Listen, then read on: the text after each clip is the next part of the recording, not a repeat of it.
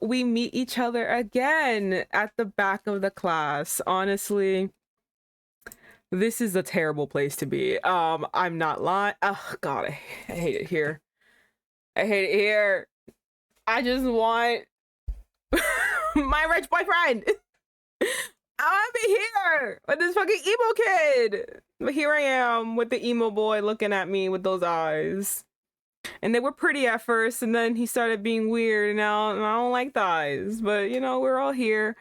We're here together in this very scary place. Yeah. In news that does not involve this game, I finally finished a crochet project I have been doing for an entire year. Yo, I was so excited when I finished it. I was like, yes, finally, this is over. I'm so done. But like the annoying thing is the recommendations for the project, when it was like, oh, you need this amount of yarn, I didn't. I have too much. Now I have way too much yarn. So now I don't know what the fuck to do. I have too much yarn. Those are my issues right now, but I finished it. Yay. And now we must get assaulted, because I played a little bit of this right before. So like we're gonna get assaulted, and I'm gonna be so about it. It's just gonna be annoying. But you know, I will say, just to warn everybody, there is content warnings about this game. Please watch at your own discretion. This game does a lot. I mean, I did just joke that I'm gonna be assaulted. This game does go on that kind of route, and in my opinion, it's very clear it does that so that Soul can look good, and in my opinion, he still doesn't. But just like a little short thing. Yes, we're back with this game. So before we start playing, for everybody, once again, I already put the content warning. Let me pin this actually. Yeah, sure, whatever. All right, so I put the content warnings up there for everyone to watch, and also just gonna read it out loud. So for everyone, this is the SFW build. And so everything you're going to see here, these are the mild content warnings, which is screen shaking and motion, graphic violence, blood, gore, amputation, beheadings. I wonder when the beheadings are going to happen. I feel like that I already saw it, but I didn't notice his head was disattached. His head was detached, I mean. I didn't notice that. So I wonder if like I've already seen this and I just did not pay attention to it because I was just too distraught that he was dead. Major character death, player character death, usage of weapons, guns and pistols, sharp objects and knives, drugging, which annoys the fuck out of me, implied child neglect and abuse. If you are uncomfortable with the warnings listed above, please exit the game or exit watching this. I hope you don't. But yes, see full content warnings through this link, which I've already attached. To the chat.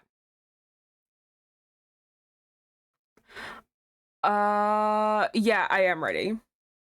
Okay, so yes. I guess I should read this one more time. Disclaimer. We always have to start a disclaimer with this game. Disclaimer. This game is still in its development stage, so oh wait, no. Well, that's fine. So there might be potential errors, both grammar and code-wise. If you encounter any grammar errors or bugs, please do send it through this link. If you have any questions, you may ask, blah, blah, blah. Okay, minors are strictly prohibited from playing this game or engaging in any shape or form with this game. This game is a work of fiction. Anything in this game is fictional and not based off of any real-life events. Discretion is advised. In no way, shape, or form, the creator condones or accepts the illegal and horrible actions shown in-game made by the characters. This visual novel is made for creative venture and is pure fiction and should not be romanticized or replicated in real life. If anything comes harm to you in real life, please call your local emergency hotline. Stay safe. Okay, thank you so much, Girly Pop, for that. I never read the last part. Wow. Okay. So We're going back. I'm already annoyed. I don't want to be here. I just want to be my boyfriend. Hold on, let me see where. Am I gonna get a CG here? I'm only trying to get a CG. That's all I want. Let me see. I forgot how good the music is. No, this is the not Priscilla. Oh my goodness, this is the Britney music. Ugh, I love Britney so much. She's such a cutie patootie. Let me see. Okay, it's day 2. Huh.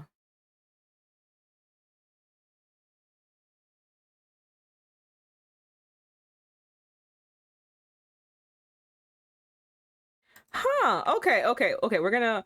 All right. So I get several. Okay, there's 3 CGs I can get. But let me see. What do I want to do? I guess I can call him over. Yeah, let's call him over. I don't want to, but let's call him over. Not sparing the group a moment, you make your way to where Soul is. Soul almost instantly notices you by the visible smile making its way to his face. His companion notices his change in attitude and turns his attention to where you are. Oh god, him. Hi there. You're friends with Sunny? Sunny? Sunny! He pats Soul on the back, causing the taller male to jerk slightly forward. Soul gives him an irritated look, observing the way his face is slowly turning red. You know, because he's such a sunshine, he's sunny. This always reminds me of a certain joke within like a a book that I read. It's a series. I'm waiting for the 4th book to come out already, bitch. Woman, I need the 4th book. I need snakes.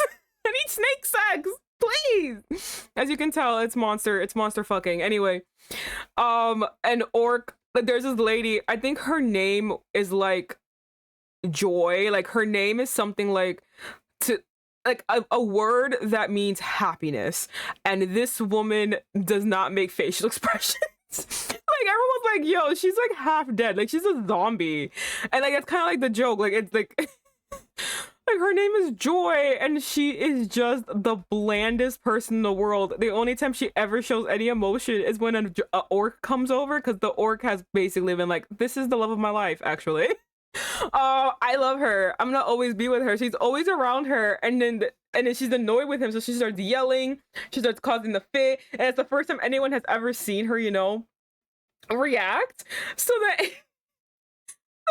he calls her his sunshine, and everyone's like, "Are you fucking crazy?" And when she goes off, they're like, "Yo, how do you deal with this?" He's like, "She's just shy," and I think it's the cutest thing in the world. Oh wait, hold on. Yeah. He's Sunny. You let out a small giggle, shifting your eyes towards Soul as he catches your gaze on his. Upon landing eye contact, Soul quickly averts his gaze away from yours, holding up his hand as he tries his hardest to hide his face away. Like a nickname?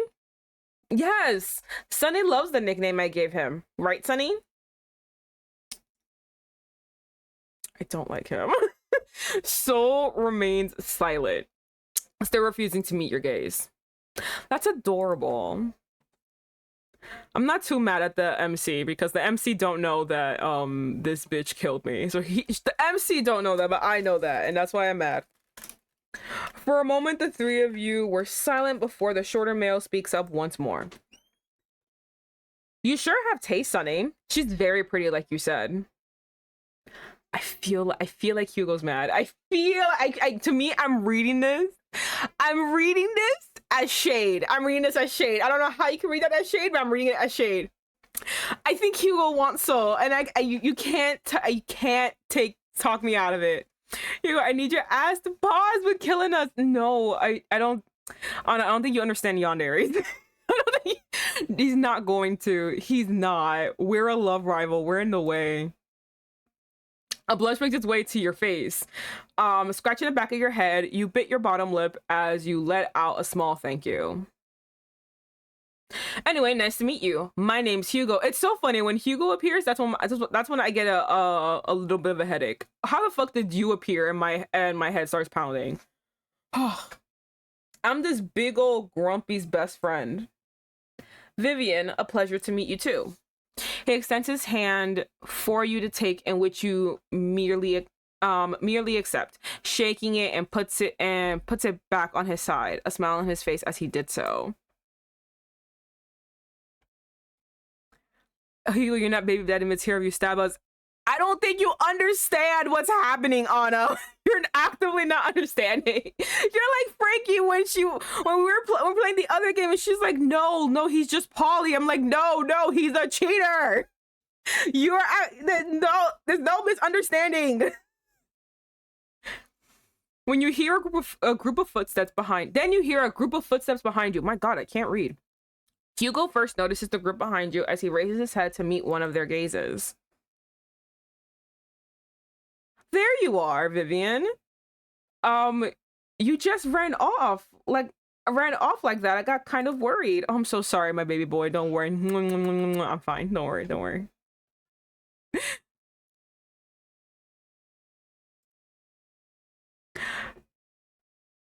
Yeah, yes. I mean, fine. If you want to die, I'll go off. Have fun. Tell me about it as you go down. I'm just letting you know you're not understanding you're not picking up what's being put down, and that's what I'm trying to say. That's what I'm trying to say. You with these people, Vivian? Yes, this is my boyfriend. haven't you seen him before? It's my boyfriend. Oh, that's right. Oh, yes. Sorry for running off like that. Yeah. So, Hugo, did he ever tell us his name is Hugo? I don't remember. These are my friends. And like you see the lovely Brittany right here. You see her. Yes. I love her. I wish I can be her girlfriend, but she's clearly dating Jesse and I can't. I can't go between that. I would cry. Oh my God. You turn your body to face Crowe and the others while your gaze is still fixed on the duo. Oh, you turn your body to face. Okay. Crowe gives the two a smile and a small wave. Love you, Crowe. I love him. Look at Daryl. Oh, Daryl's such a cutie. Daryl came up first, extending his hand for one of the two to take. You better take it. You better take my boy's hand. I'll fucking kill you both. Take my boy's hand. Look at him being all nice and sweet. Nice to meet you. I'm Daryl. If you haven't heard yet, I'm the ace of the school's football club. You know what, bitch? You so right. You so right for that. He said with a smile. Hugo took his hand with a shake. Hey, oh, that's my girl right there. Ooh, that's my bestie. Ooh, that's my girl. Look at them wearing the matching. Look at them wearing the matching wristbands. Those are my girlies right there. Look at them. So fucking cute. Following up is Brittany as she just stares with a hand on her hip while Jess was twiddling her fingers as she stuck close to Brittany's side. Hey, how's it going? Hello. Between Brittany, Jess, and Daryl, it seems that only the tall jock is the most enthusiastic out of all of them in this newfound friendship. Oh my God. I'm Hugo. I've heard about you, Daryl. Nice to meet you too. By the way, you got a snatched waist. Am I the only one I've been staring at the snatched waist for a while. It's like, damn. And these boobies. Damn. Look at this waist. Unfair. Thankfully, Hugo returned the same energy as the jock. Thank God. Well, how the turntables. How we are now. How the two must meet. And I'm so sorry, Soul. I don't know. I don't know what to tell you. I feel like it was very obvious where I was leaning personally. Oh my God. Jericho. I was like, how do you say this name? Jericho. But people call me Crowe. Nice to meet you. Nice to meet your acquaintance. Oh, you're such a pretty baby.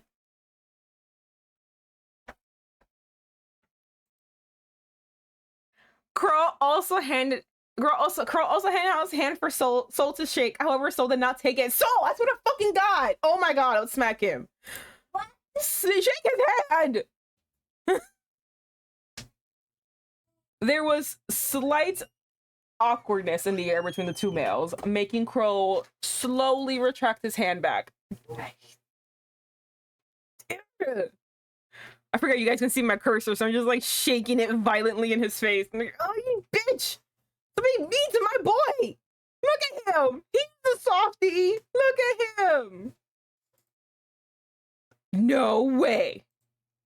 The atmosphere between the two, however, was cut short when Hyugo gave out a loud gasp and marched towards Gio, who was way behind the group, a visible scowl on his face.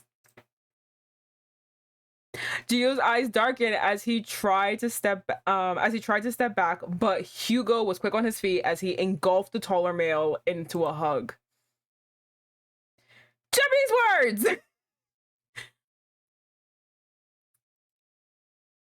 You get the fuck away from his face. Words! I wish I knew what these words meant. I wish I knew. Damn, I wish I knew Japanese. I don't know what these mean. I don't know what he's saying. I don't know what he's saying back.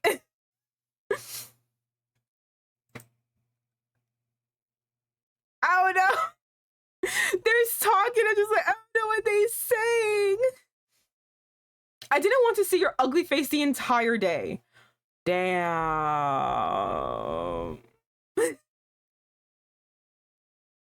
No. The entire semester. Damn. What did you do? But my luck seems to be slipping. Hey now. Is that a nice way to greet your brother? I mean, you kind of suck.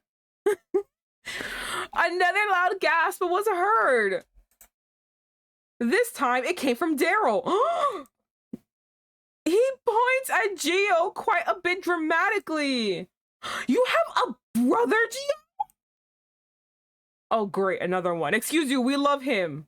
Okay, so you need to be nice to him. Okay, this is your boyfriend, not your boyfriend, but listen, we love him. Okay, this is your best friend. Best friends to the very end. That's a big brother to you. My fucking god. Everyone's attention is now on the three of them. Brittany seemingly amused by... We all love Daryl and Brittany. I love Daryl. He's such a cutie. Brittany seemingly amused by Gio's newfound dilemma. Crowe just chuckled while Jess was surprised as well. All right. Hyugo started, finally letting go of Gio, the said male cursing under his breath as he composed himself and fixed his now ruffled hair. As he walked towards you. Excuse you. We were actually going up to the rooftop for lunch today. We were hoping that you would like to come with us. I don't wanna! We do hate Hyugo in this house. I hate him. He says, now standing behind Soul. Soul looks at you with anticipation. Go away! Desperate ass. Okay. Let me see. What is the CG rules here? Hold on. What am I doing to get CGs? Okay. Oh my god, this little cushion I have on my chair is just not doing its thing anymore. I ain't got a new cushion. All right. Okay.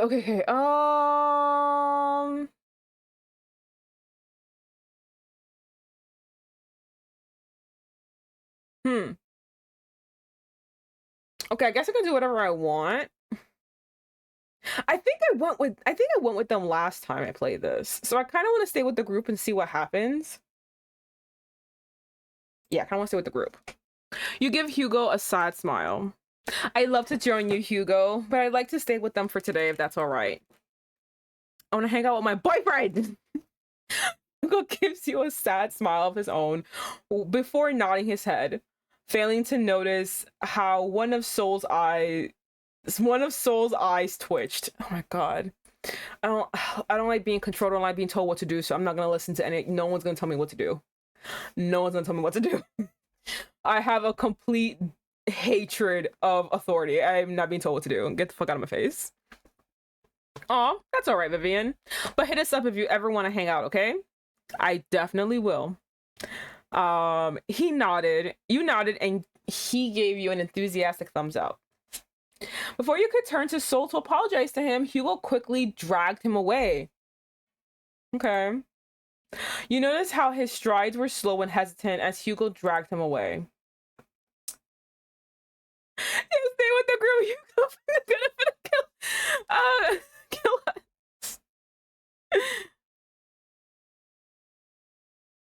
My comment is basically agreeing with your choice. Oh, no. I got it. Hyugo is gonna kill us.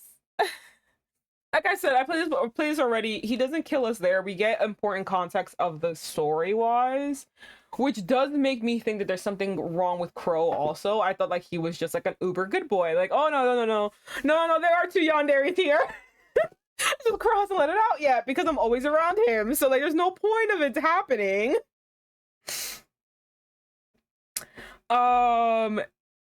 You shrug before returning with Crowe and the rest of the group. You inhale the familiar scent of fresh earth. A few leaves dance around the air, guided by the winds of autumn. Before you stands the school's own greenhouse. This is what I missed last time? Bruh, I was getting info dumped and being pissed off the entire time when I could have had this. This is great. I love it here. The greenhouse, where multiple healthy greens and colorful flora grow. This place is usually occupied by biology and botany students, with the occasional science teacher watching over them. You worked a lot of odd jobs for the school to lessen your student loan expenses. Your duties range from being a janitor to a teacher's assistant, but none of your positions would last as long as you hoped for because you always found yourself somehow getting in trouble for some sort of mess you made. What did you do? You felt hopeless until your advisor recommended placing you in the greenhouse. I'd be irked if Hyugo or a man like Hyugo was fucking real. Yeah,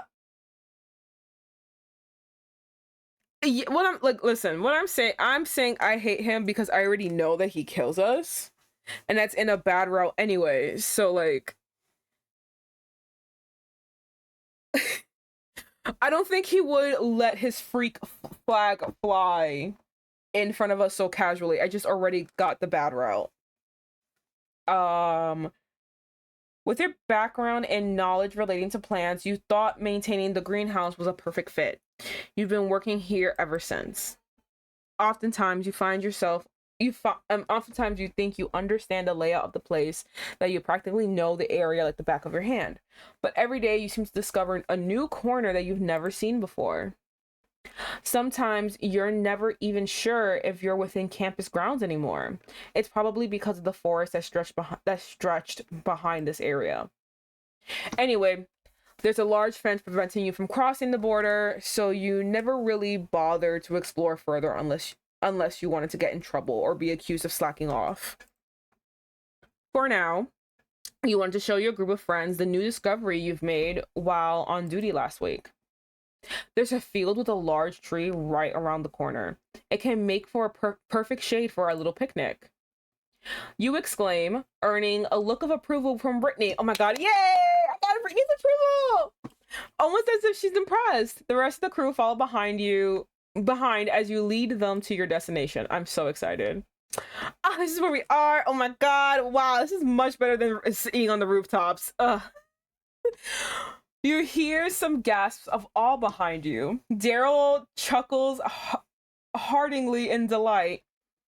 Crowe hums, feeling pleasant, and you hear Brittany saying, interesting. They're clearly amazed at the field before them, and it fills you with pride knowing... I know my ass is doomed for loving Soul because I'm gonna be the love rival for Hyugo. Yeah, Anna, if you really want to hear like what Hyugo said, because I don't know, the game never says it. Of course, it's only 2 days. The game is not gonna say it now. The game never says it, but I feel like Hyugo says things where it sounds like he likes Soul. I don't know though, but I have played this game before. Just go into my VODs here on YouTube. just listen to the things he says, and I'm sitting here, I'm like, I just think he like him. I think that stab was like, because it kind of makes no sense to stab me, like it really didn't. But it makes sense, you know, if you're trying to do two birds one stone, you know what I mean? Like it makes sense that way. Baby, your ass is saved because you're a Crowe girl. My ass is saved because I like Crowe, but there's something off about Crowe. Again, like I played the Crowe route already. There's something off. There's something a little strange. A little strange. So I don't think I'm safe either. You just haven't gotten to the part where I'm not safe yet. They were clearly amazed at the field before them, and it fills you with pride knowing that you were able to impress them. Well, come on, the field's great, especially to lie on. Owie, what happened? Not yet. What happened? Brittany slapped Daryl's hand away from the basket before he could. Oh, he was trying to go into the. No, you're gonna eat the whole thing. Brittany slaps Daryl's hand away from the basket before he can raid the whole thing, making him wince and pout. Calm your ass down. You'll have your turn. At this point, I'd have to charge you all every time y'all hit me. Are you some sort of masochist? Maybe, we don't know. Daryl gave Gio a side eye. Brittany shook her head while Jess just giggled. It was a cute little get together that Brittany planned last night. Oh my goodness, I'm so happy. She wanted to make a few sandwiches, so she prepared lots of varieties. On the blanket are a few Tupperwares with some of the sandwiches inside while the rest were eaten. Oh, okay. Everyone got their fair share already, but now everyone was just minding their own business. Daryl's having the time of his life with 2 sandwiches on both hands. Oh my goodness, not double fisting it. I can't believe Hyugo is the older brother between him and Gio. Kinda. Yeah, it's not even just the height, just like how he acts too. Brittany and Jess are talking. Gio's a bit further away from the group, leaning on the bark of a tree, seemingly lost in thought. And Crowe is nowhere to be seen. Crowe! Where is our romantic moment? I want Crowe! I can't believe I didn't do this for the Crowe route. Oh my god, this would have been so perfect for the Crowe route. I'm doing this now in the... let me see. Let's speak to Daryl. I think he's cute.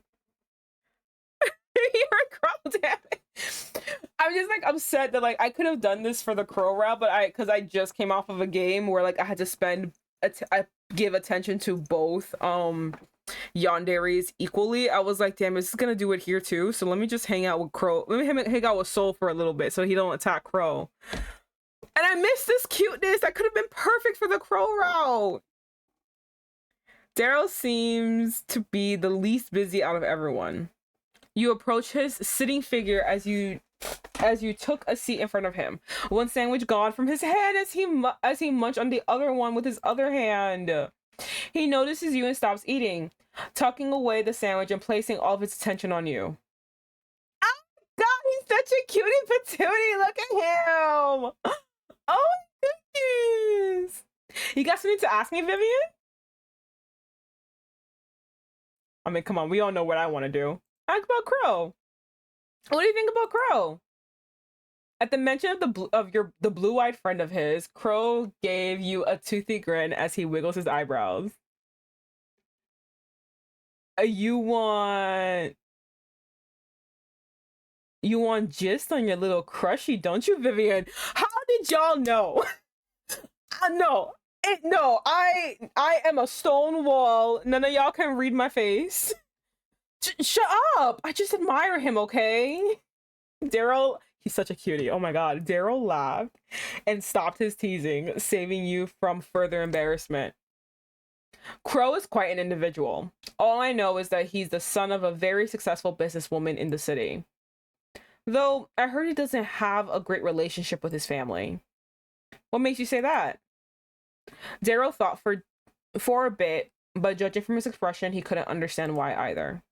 I don't know either, Vivian. You should ask Crowe for that if you want to learn more. I see.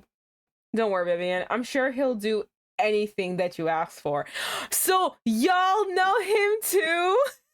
You called me? Hello, Stone. Did I call you? Maybe. Welcome. I'm here talking to all of the friends, which I didn't get to do in the previous run through, and I'm actually really sad that I'm kind of doing it in this playthrough with an unrelated boy. Like, damn, this is so cute. Only I can have a stone face.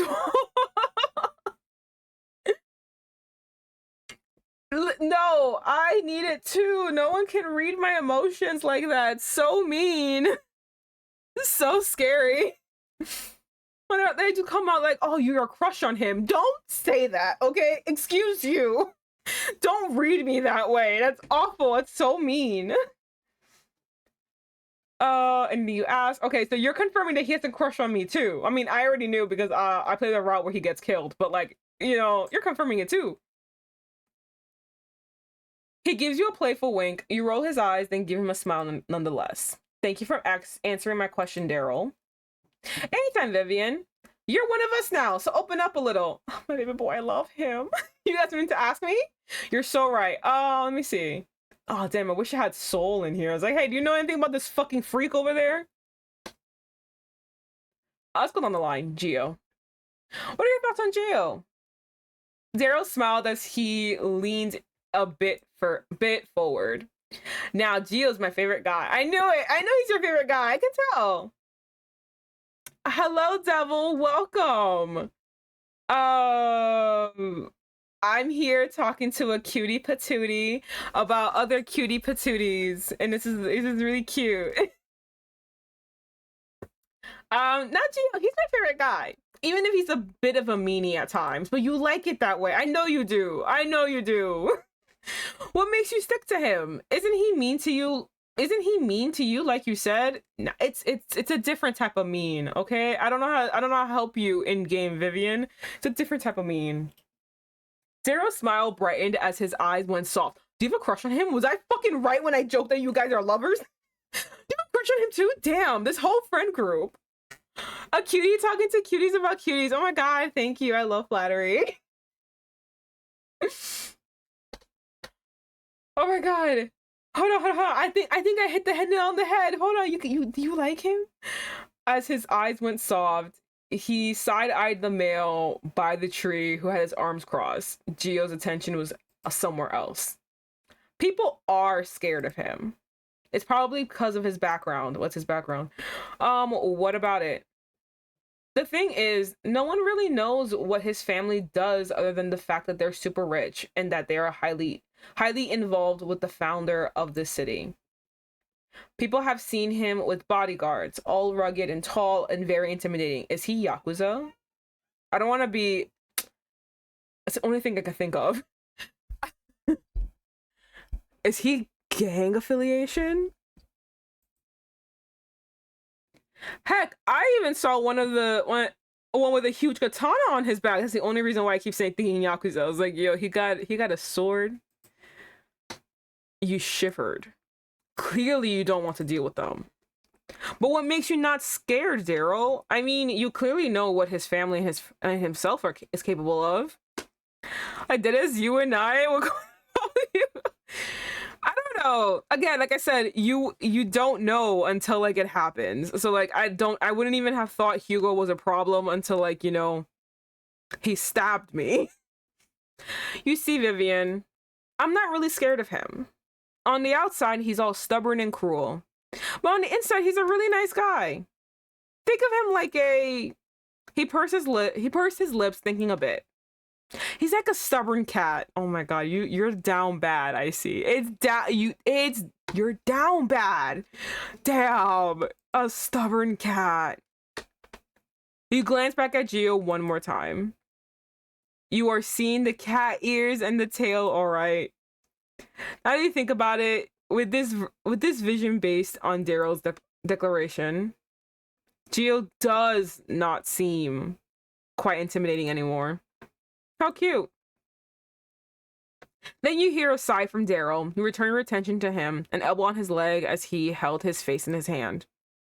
Which begs me to wonder how he ended up being in the low class with us. The low class. How do we have things like that? Oh, you don't know about the hierarchy, Vivian? Oh, this is when I would have learned about it, okay? Not Hugo's stupid explanation.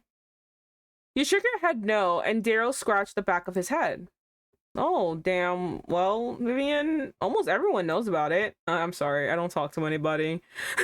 I'm a loner. I'm a true loner. But I don't blame you, since no one really likes bringing that type of subject up. I think either Crowe or Jess would like to explain it to you. But just not Brittany. She gets riled up when it's mentioned. Oh no, not Brittany. Brittany deserves the world. You nod in understanding and Daryl gives you a smile. Anyway. All right. I went to Gio. Let's go. Oh, talk about yourself. I would like to know more about you, Daryl. Daryl rubbed the back of his head, quite embarrassed you thought about him. Well, aren't you a flatterer? Oh my goodness, he's such a cutie. Him. Where should I start? He thought for a while. His legs crossed while you waited for him as he pondered. Well, I am the ace of my football club. I hate my coach, but don't tell him that. I like food, I can tell. Like lots. My most favorite would be sweets. Oh, I did not peg you for a sweets boy. Just popped in to say you are all beautiful. If Frankie stops by, give her a smack on the tuchus for me, lol. Okay. Thank you, Devil. I definitely will do that. I didn't peg you for a sweets boy. I pegged you for a meat boy. If you ever got any on you, smuggle me some, will ya? He says with a wink and a nudge. Other than that, I guess that's pretty much it. For me, blah, blah, Jess. What do you think about Jess? Wait! No, you can't be a love rival for no. Why? Okay, hold on. Just peg him in question. Peg him in general. At the mention of Jess's name, Daryl's face turned red as he started sweating. Don't tell me you like her. Listen, you can't get between Brittany. That's Brittany's girl. What about her? I don't know. I'd like you to tell me. What do you think about her? No, not the jock and the nerd. Not the jock and the nerd. Daryl's eyes just keeps getting redder. Cheeks. I don't say eyes. My goodness. Daryl's cheeks just keep getting redder and redder. For a moment, his gaze turned to where Jess and Brittany were. He sighs as he looks away. Oh no, he's down bad. Never mind. It isn't Gio. It's fucking Jess. Oh my god, he has a crush on Jess. Jess is the sweetest human being I have ever met. I'm gonna cry. Oh.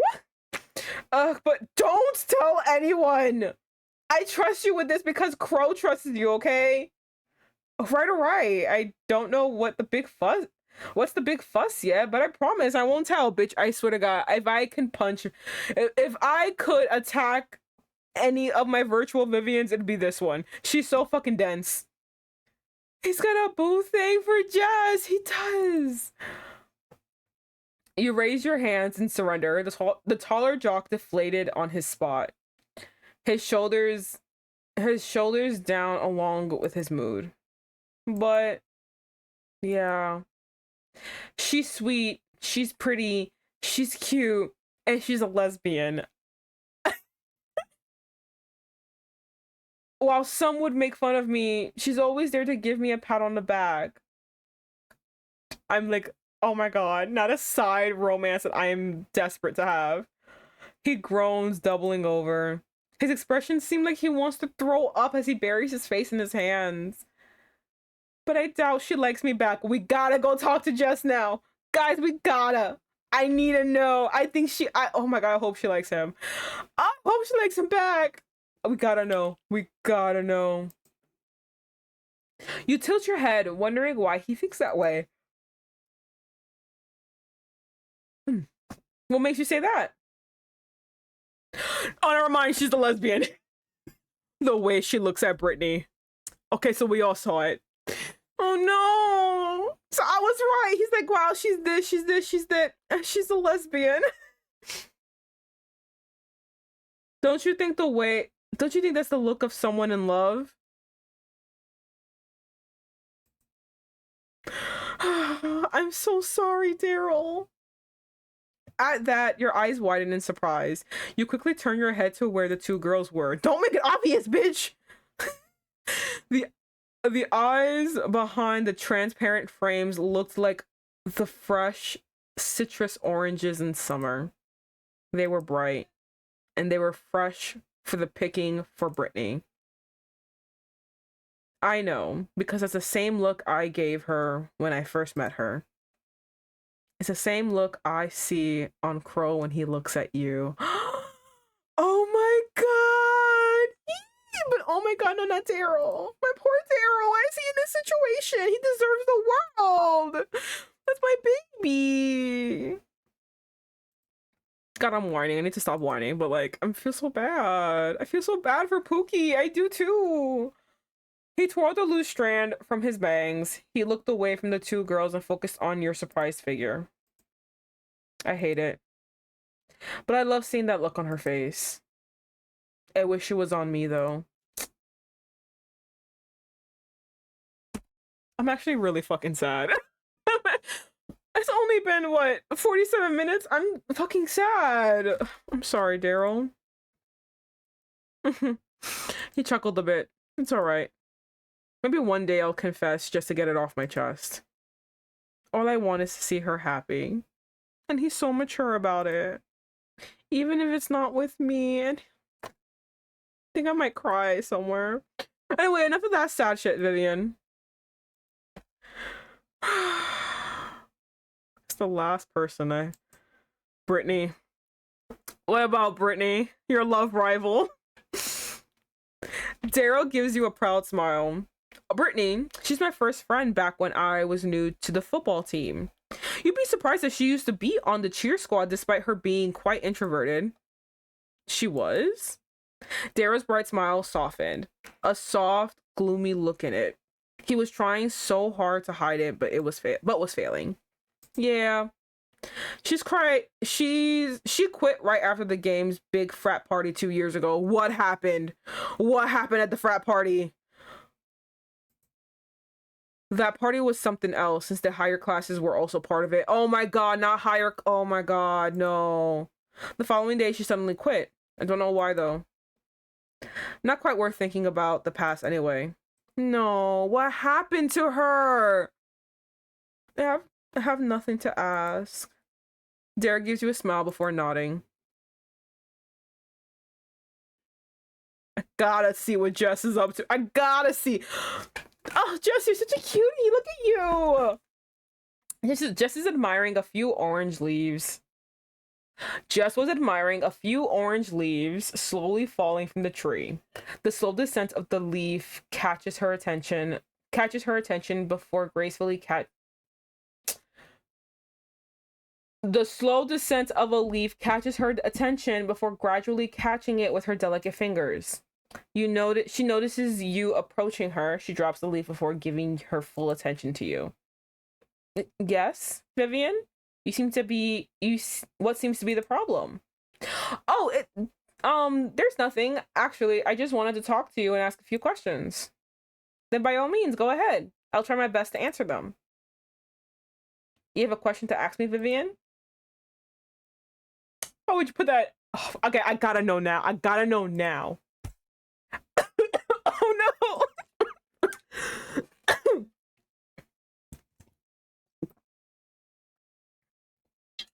don't know if that's a bad omen or not. I'm like kind of hoping that he's like misreading her looks.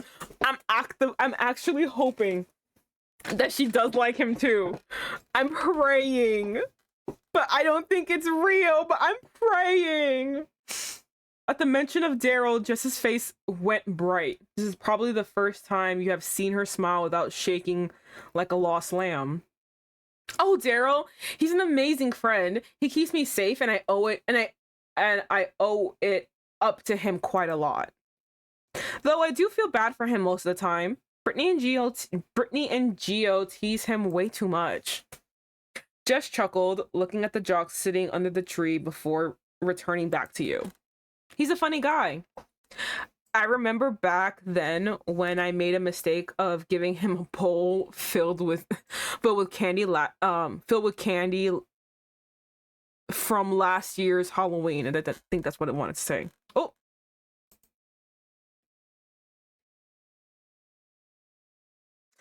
I remember back then when I made a mistake of giving him a bowl filled with candy from last year's Halloween.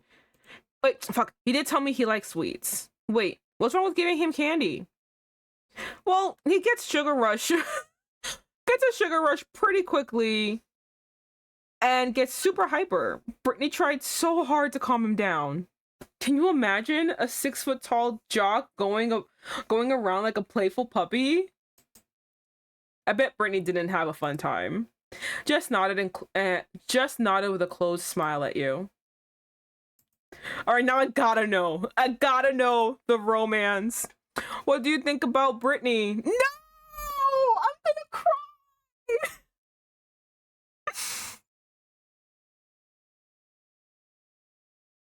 I'm so sad for my Daryl. Upon mentioning the Garu's name, Brittany's head turned to the both of you.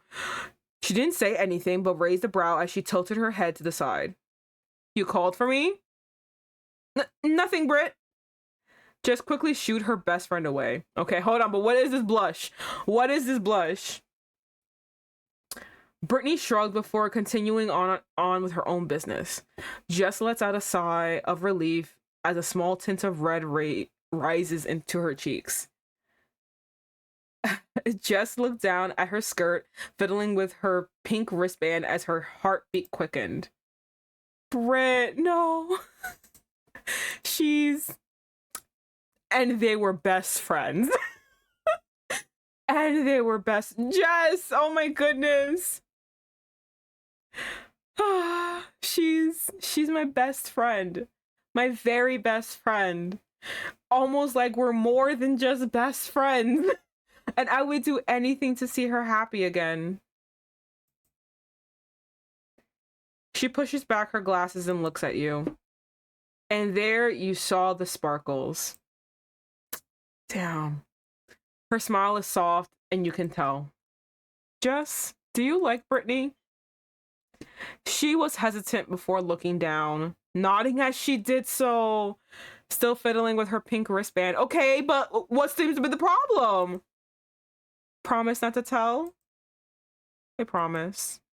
Thank you, Vivian. This will just be between the two of us. I'm gonna kill myself. I'm gonna kill myself. What is this? This is worse than friends. Everyone wants to fuck each other. Besides, she gives you a big smile. I'll keep your oh-so-secret crush towards Crowe a secret too. Excuse you! You're supposed to be the delicate one! Why are you being sassy now, okay? I have a crush on Crowe! It is not easily seen on my face. You guys are all just mean to me. She giggled at your surprised look at the mention of Crowe. You rubbed the back of your head as you pouted. Okay, hold on. But if you like Brittany, then what's the problem? Why haven't you told Brittany? What's going on? I feel so bad for Daryl. I feel so bad for him. And now, like, Jess, why aren't you confessing to Brittany? All right, let's go to Gio. Oh, she don't like Gio. Jess's shoulders started shaking at the mention of the tall and stoic individual. I hate to be one of those people, but he actually scares me. Have you seen how capable he is with his bow and arrow? No. Actually, is he really that good? I only know that he's from the archery club. Oh, then you should definitely attend the sports event next year. Gio is going to compete, and the higher classes will be there to determine if the students are worth bringing up. Another shiver went down her spine. She wrapped her arms around herself, a bad memory crossing her mind. But whenever that happens, Gio seems to somehow miss his target and nearly hits someone with his arrow. Damn, he tries to kill some. What the fuck? Did he? Okay, who he aiming for? Should we really be so mad? I mean, like, what if he really sucked? What if that person sucks? Listen, thankfully, it only cut the guy's hair and nothing else. Who was the guy? He got disqualified, sadly, but that was enough for me to not mess with him. What did the guy do to him? How is he not in jail? I feel like you try to rack your brain for a reason why he's in school and not behind bars. However, just cuts you off before you can think any further. Enough of that. I do. So we asked Gio, so now Crowe. Jess's eyebrows frown and shakes her head. I don't think I know where Crowe is. Maybe you should ask Brittany. Maybe she knows. You thanked her. That's it? Oh, it's have you seen Crowe? Okay, that's it. Well, okay, no more questions. Jess nods and clasps her hands. Ah! It was wonderful talking to you, Vivian. You should hang out with us more. I will, as soon as I can shake a fucking yandere off my ass. And with that, she gives you a wave goodbye. Okay, so we talked to... Okay. So sad. Let's talk to Brittany next. Brittany is minding her own business, seemingly tapping away on her phone. You were kind of shy to come any closer to her, I get you. Before you can turn and leave, however, she called out to you. She must have seen you from the corner of her eye. Oi, Vivian, come here. Don't be a stranger now. You clearly want to talk. Let me guess. Were the sandwiches great? They were wonderful, Brittany. She smiled at your response. I'm glad you liked them, Vivian. Anyway, enough of my sandwiches. Oh, that's my girlie. Look at her. Oh my gosh, she's so pretty. Oh, she's so pretty. I love her so much. What a cutie patootie. You have something to tell me? Oh, that's it? We're not gonna have any preamble? Okay, well. Okay. Okay. I gotta know. I gotta know. Oh, she looks away. Hold on. Was this darkness there before? Like, you know, there's like a divide. Is this darkness here before? Upon hearing her name, Jess's head turned to where you both were. Brittany dismissed her, telling her it's nothing for her to worry about, before turning back to you. Jessie, she's my best friend. She smiled as she looked at her orange band on her wrist. Okay, maybe I'm reading too much into this. Does this mean something? You know, you didn't blush like Jess or Daryl did, but does this mean something? I gotta know. She's my very best friend. Okay, I think she likes her too. When no one was there to help me, she was there. You'd be surprised how confident and loud she is when she's mad. No, I missed an hour. I'm so sorry, Lore. Okay, Lore, here's the important details. Here's the important details you missed. So instead of going to the rooftop, you know, for lunch, we ended up hanging out with the friends. So this is what happened, okay? This is what fucking happened. Hold on. This is what fucking happened, all right? Listen. Put it here. Album. This is what we fucking found out. We talked to Daryl first, right? And you know what Daryl fucking told us? Daryl likes Jess. And he's like, but don't tell anyone. Don't even tell Jess. And we're like, why not? What's happening? He's like, because I know Jess doesn't like me like that. Because she looks at Brittany the same way I look at her. And I'm fucking crying. And I'm like, no, this is awful. I go to Jess. And I'm like, yo, what do you think about Daryl? And she's like, oh my God, Daryl's so sweet. He's amazing. I'm like, okay, cool. What do you think about Brittany? And she's like, oh, I basically confesses her love. She's like, oh my God, she's my best friend. Oh, blah, blah, going off. And then finally my character asks, is like, do you like her? And she's like, yeah, I do like her. And I'm like, okay, but why won't you confess? And then she ends up saying at one point, I want Brittany to be happy again. And we hear from Daryl that she was actually a cheerleader, but then after a frat party incident with the higher class and the hierarchy people, when they came in after that party, she quit the cheerleading squad. So something happened at that party. I'm honest to God thinking the R word happened.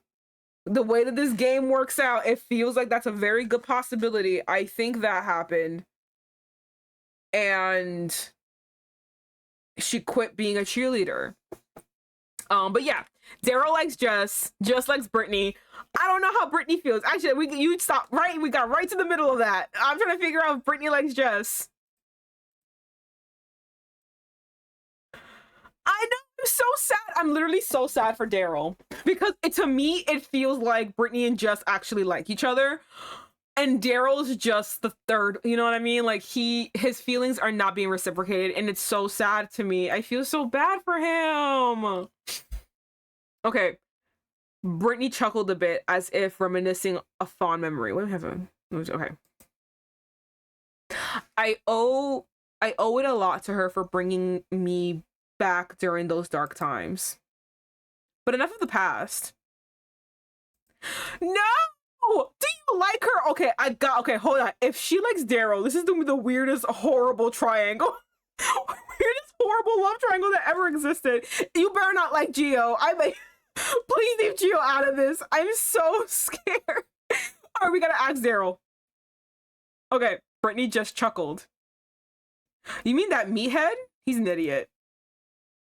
She says with a smile, and then she sighs. She shakes her head at the thought of the tall jock. He's an idiot, but he's a smart idiot. I'll give him that. He's like a brother to me. Okay, never mind. Okay, thank God she don't like Daryl. Okay, we're good. We're safe. It just baffles me how he barely has any friends. That's what I'm saying. Daryl is honestly the cutest baby boy that I ever fucking met. I love him. How this school fails us. She shakes the idea before her returning her attention back to me. Damn it, you give the shortest explanations, bitch. Everyone was long-winded and you're like, all right, one sentence. There you go. You're done. All right. I swear to God, I don't like Gio. What about Gio?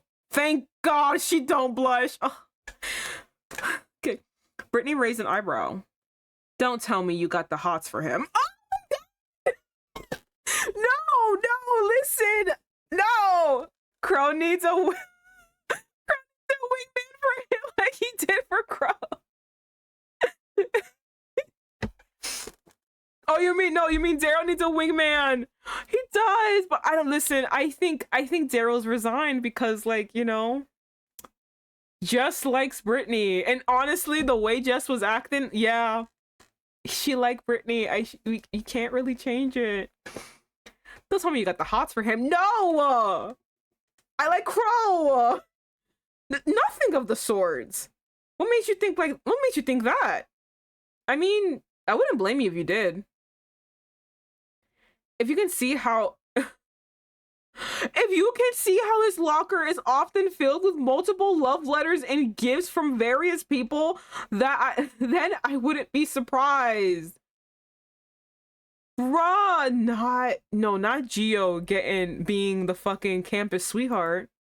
He's that popular? A loner like him? You'd be surprised. Tall, mysterious, and dangerous. Everyone just flocks to him like birds. My goodness. I'm so happy I found a chismosa with me. Thank you so much, Brittany. Oh, you filled the part of my Hispanic soul. People are scared to even get close to him. So the next best thing they could do is to send him gifts. They never succeed though. Is he somehow overwhelmed by the attention? Not really overwhelmed, more like he's uninterested. He either doesn't read the letters and tosses them, or I had a feeling he burns them. He burns them on. Listen, I'm not even totally mad. I would feel the same way. But like, there's so many. I can't sit here and read all this. That's so mean, and a waste of gifts too. Oh my gosh, she's so pretty. Brittany just laughed, her shoulders shaking. That's Gio for you. How do you know all of this? Brittany giggled before giving you a wink as she pressed a manicured finger on her lips as if to shush you. I know a lot of secrets. Anyway, you have to tell me. You have something to tell me. What are the secrets? Don't just run and hide from me. Tell me the secrets. What other secrets do you hold, woman? Have you seen Crowe? Crowe? I think I saw him go deeper into the gardens. She has the tea on everybody. I know. Tell me. I need more. Brittany said with the raise of her eyebrows. Let me guess. You want to finally confess your undying feelings for him? I'm tired of all yo bitches coming at me like this. I feel personally attacked. That's why her hair is so big. It's full of secrets. Oh my god, where did I hear that from? Oh my god, I heard that line from somewhere.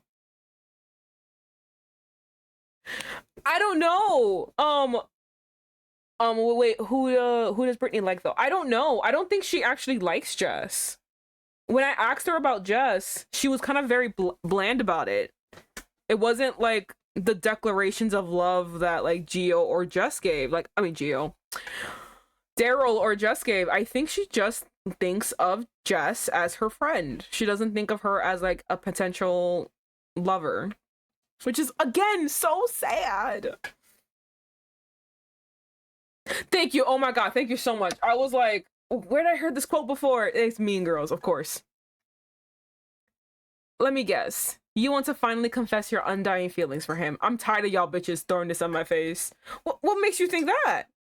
Wow. I'm not sure who is denser. Him or you.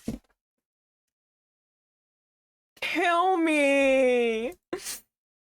Whatever. If you need him, he's probably in the greenhouse. Oh. Okay. He's reading you like a book, Vivi. I'm tired.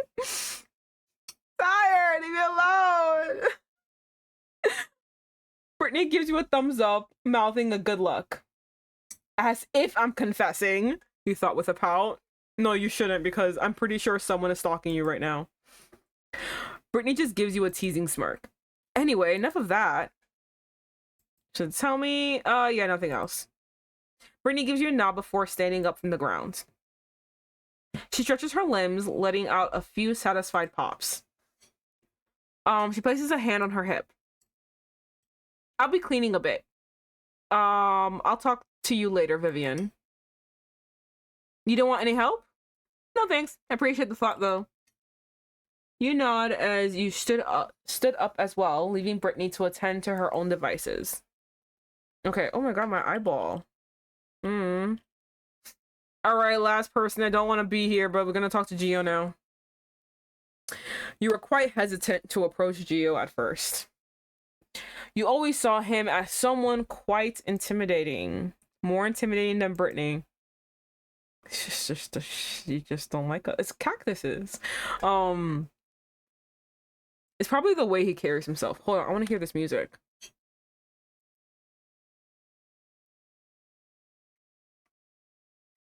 There you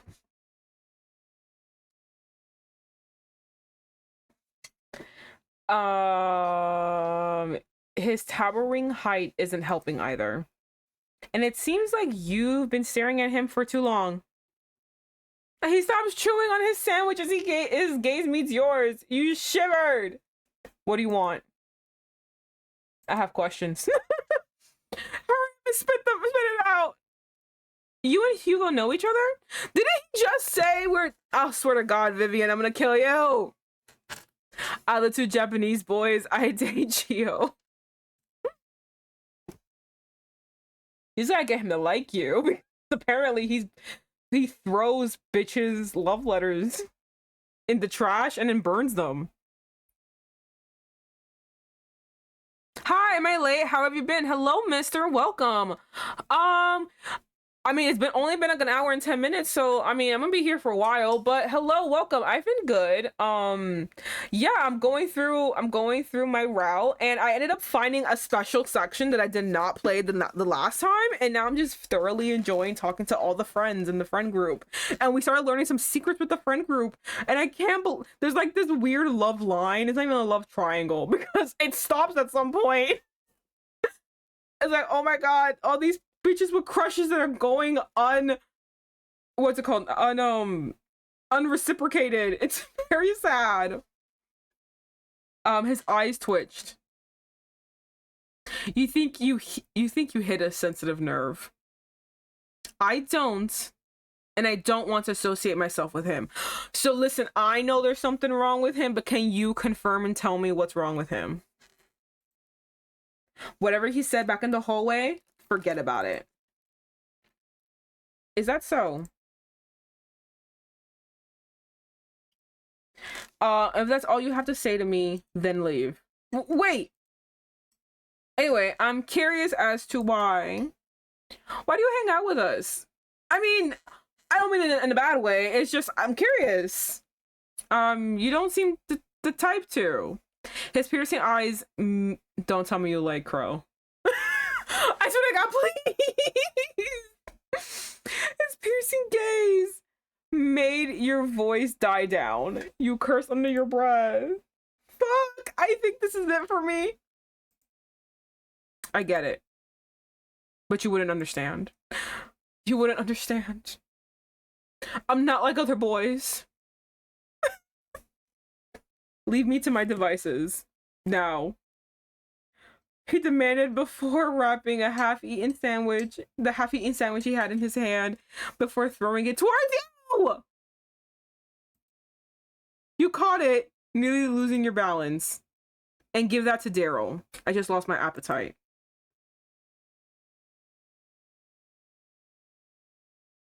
I'm so upset. Gio then crosses his arms and looks up at the sky. The chilly autumn breeze passing by him, making his long hair sway along with his washy earrings. You take a look at the wrapped half-eaten sandwich in your hand. I guess I'll never know. You sigh. Oh my God! Okay, hold on. Hey, Daryl, I got a sandwich. Jess is not. No. Why are you giving Daryl a half-eaten sandwich? Because Daryl will eat anything.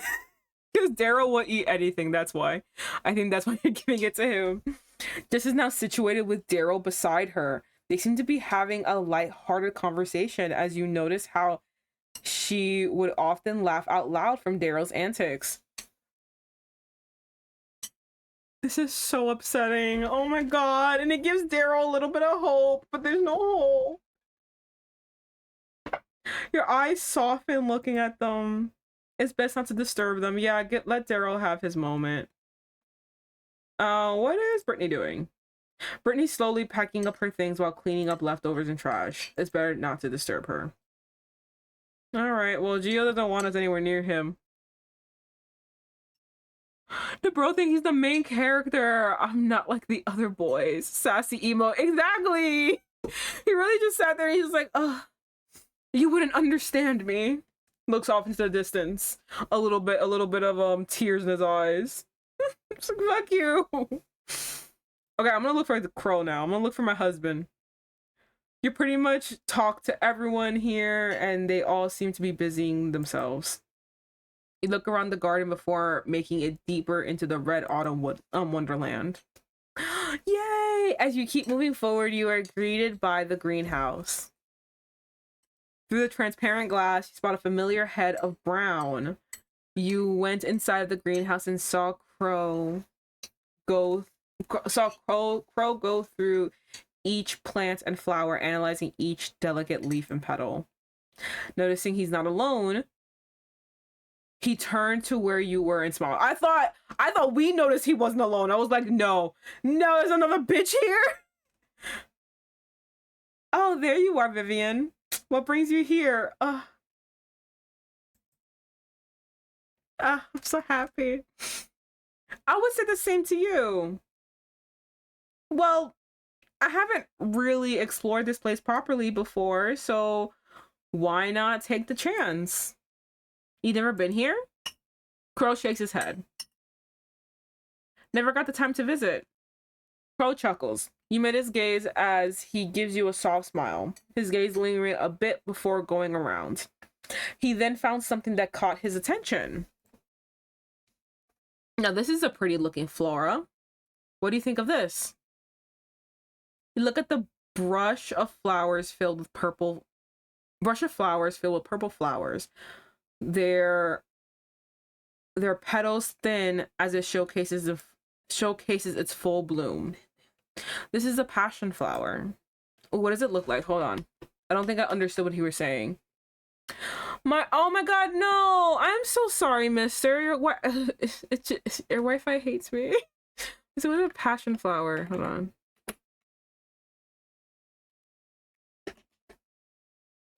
Oh, this is what they were saying. The description wasn't really helping me. Okay.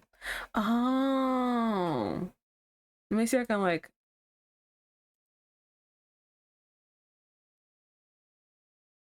Yeah, I'm gonna like link a listing for a passion flower seeds so everyone can see what a passion flower looks like. It shows it in full bloom, so it shouldn't be a problem. Okay. Fascinating. Tell me more about it. Well, it's a climbing vine plant. Usually its colors are purple or white. Once flowers bloom, passion fruits will bear itself. Usually a volunteer will come and harvest the fruits. That sounds interesting, Vivian. But that's a scientific way to describe this flower. How about its meaning? You tilt your head to the side. What do you mean? How do I say this? He places a hand under his chin. In astrology, each star has a meaning behind it. Same goes with gemstones like your birthstone. Flowers have those as well, correct? I never really thought of it. What does a passion flower mean? Hold on. What does a passion flower mean? Give me a second.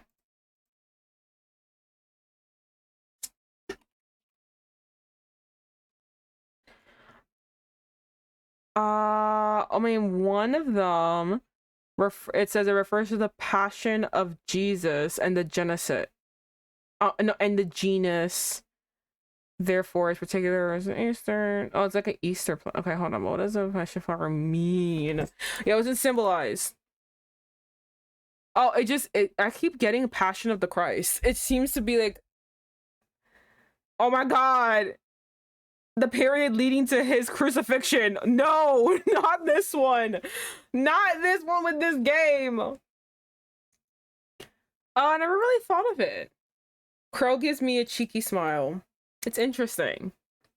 Passion flowers symbolize hope and growth.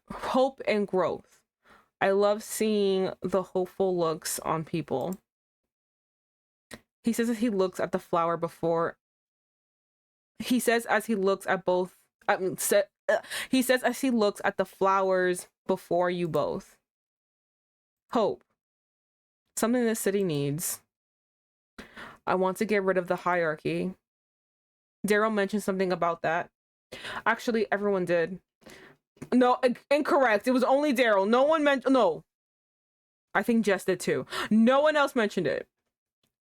But how come I have never heard of it? What is it about? I never got to explain it to you, huh?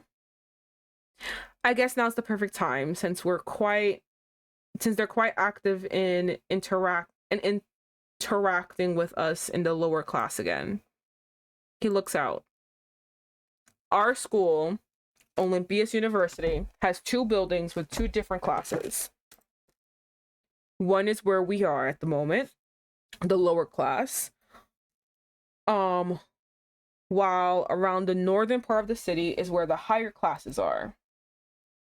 There, education is 10 times better. The facilities are better, and the students are way out of our league.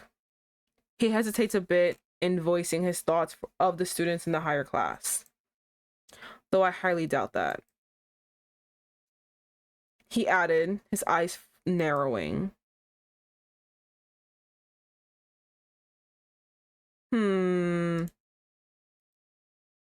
Hold on. I'm just gonna get my album. Did I get everything? What are these two? What are these 2 things? And what's this one? I hate when I miss CGs. You know how much it bothers me that this isn't fucking failed? This middle part's not failed. It bothers the fuck out of me. I don't know what to do about it though. And these 2. No, actually a lot of them. Bothers me. Where are they? So I'm so obsessed with the CGs. Hold on. Wait, actually, no. Go back. Just. Does anyone know when the 3rd day will be released? I heard it's October, maybe the 27th. I actually have no idea. I haven't actually sat down to read any of the updates. I hope it's coming out this month. October's a long way away, but listen, I will sit here and fucking wait. I need it. Like, I need it religiously. The completion is pain. Yeah, it's bothering me. I want to know where all the fucking pictures are. Despite this, she tries her best, and the second person is very long. Okay, relationship chart. Okay, hold on.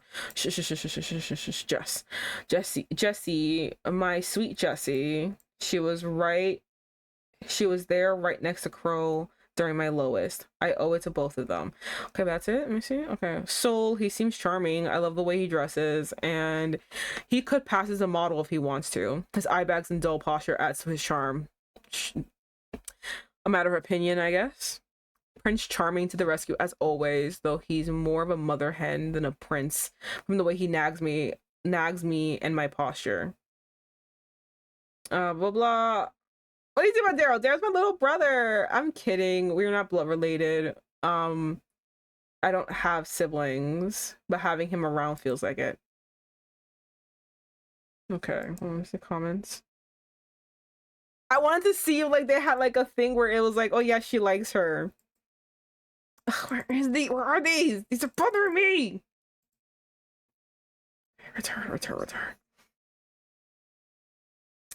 The lower class. Calling it lower is kind of low in my opinion.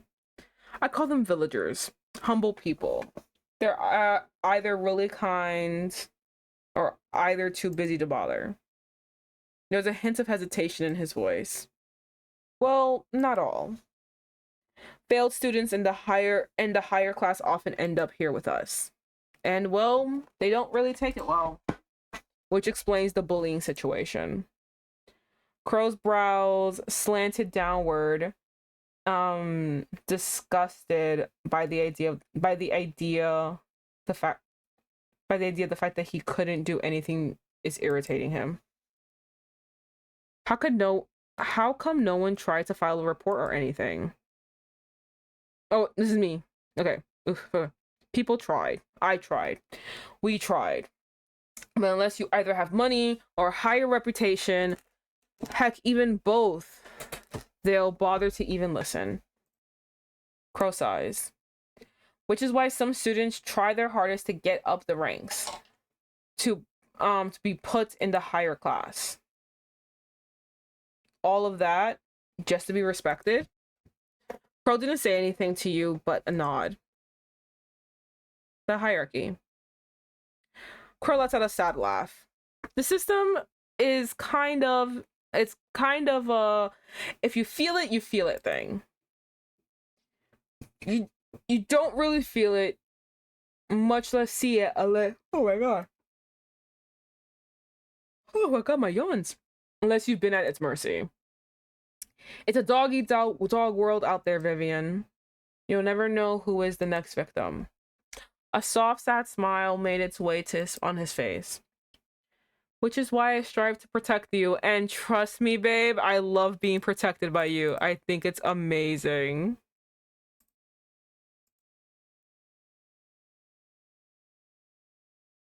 Both of those sound so... You were left... You were left to your thought process, to what Crowe told you about the newfound information. This probably explains the bullying and how the school is handled. Your position in the city is just a second priority. Heck, maybe not even the priority at all. That means if I ever want to help keep my family's farm up, I have to make it up there. Crowe nodded before continuing. Once you're up there, you'll have a better life. You'll be respected, you'll be rich. People would do as you tell them. That's messed up. Do people ever protest?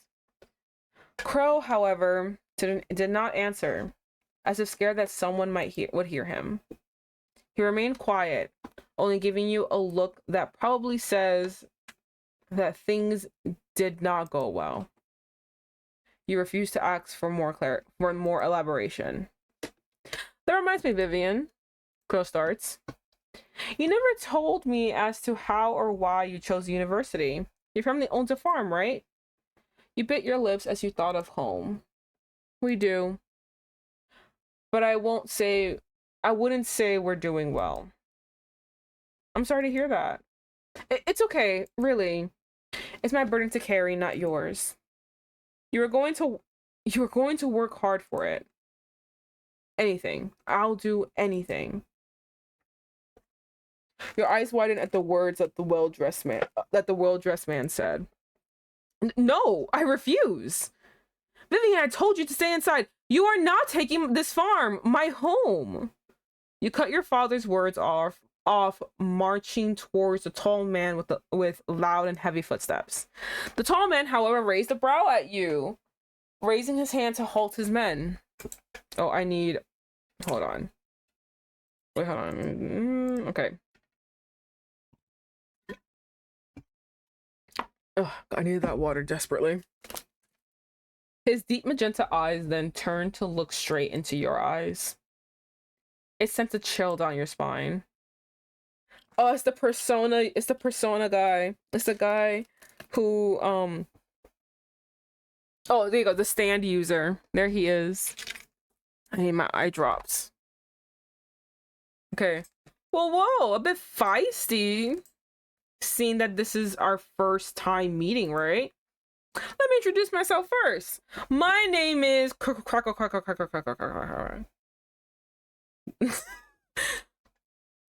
but you may call me Mr. Z. As for our little agenda, how about this, little lamb? If you manage to pay off your debt in the next 5 years, I'll let you off the hook and let you keep your land. 5 years? I can handle that. Maybe working 3 jobs would do it for you.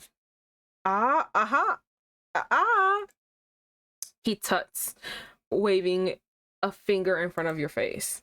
He looks down at you, reminding you of your place. A mischievous smile appearing on his handsome features. But I have some conditions you need to meet.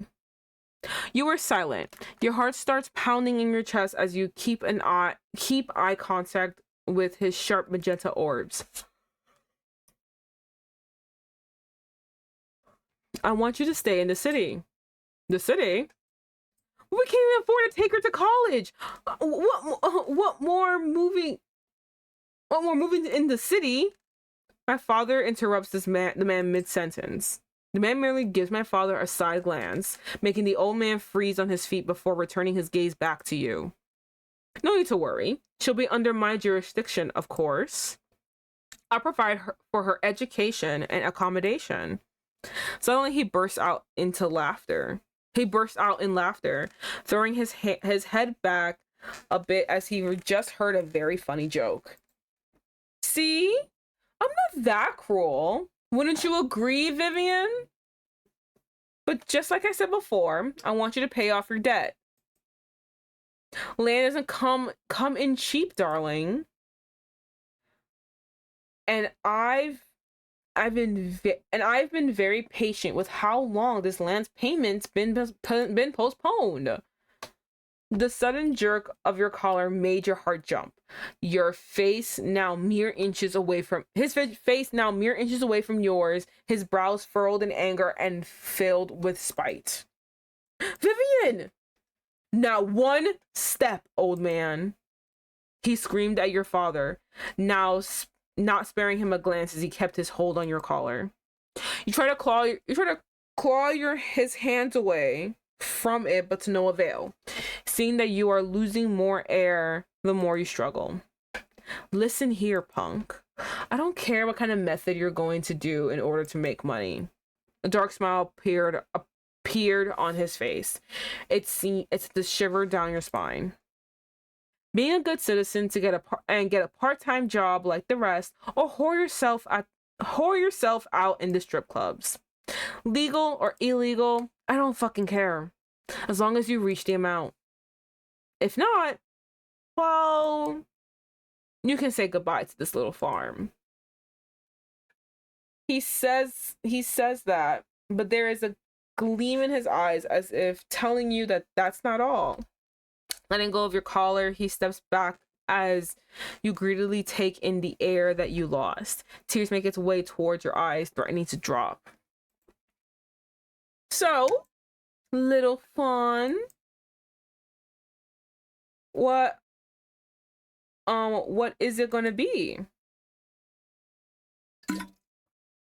You bit the bottom of your lip. You turn to look at your father. His eyes were clearly telling you to decline. Ew, who the fuck is this man? The man who's trying to steal my farm. Actually, because I am feeling a bit of a migraine, but also like my eyes been feeling weird, I'm gonna put eye drops on, but that basically will mean that I can't see for quite a period of time. So let me just be right back for like a hot second.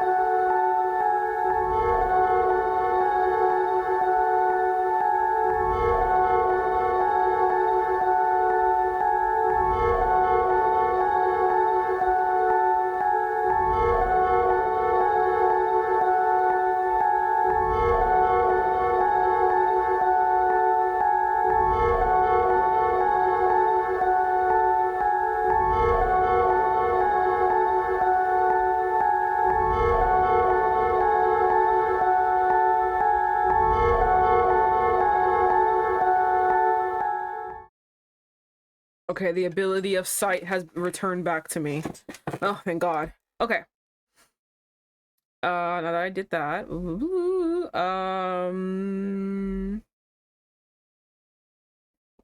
okay. Maybe I should put the light on because it's really dark, and maybe that's what's giving me a headache. Okay. I didn't want to comply to this man's words, much less take his offer. She can perceive us, run.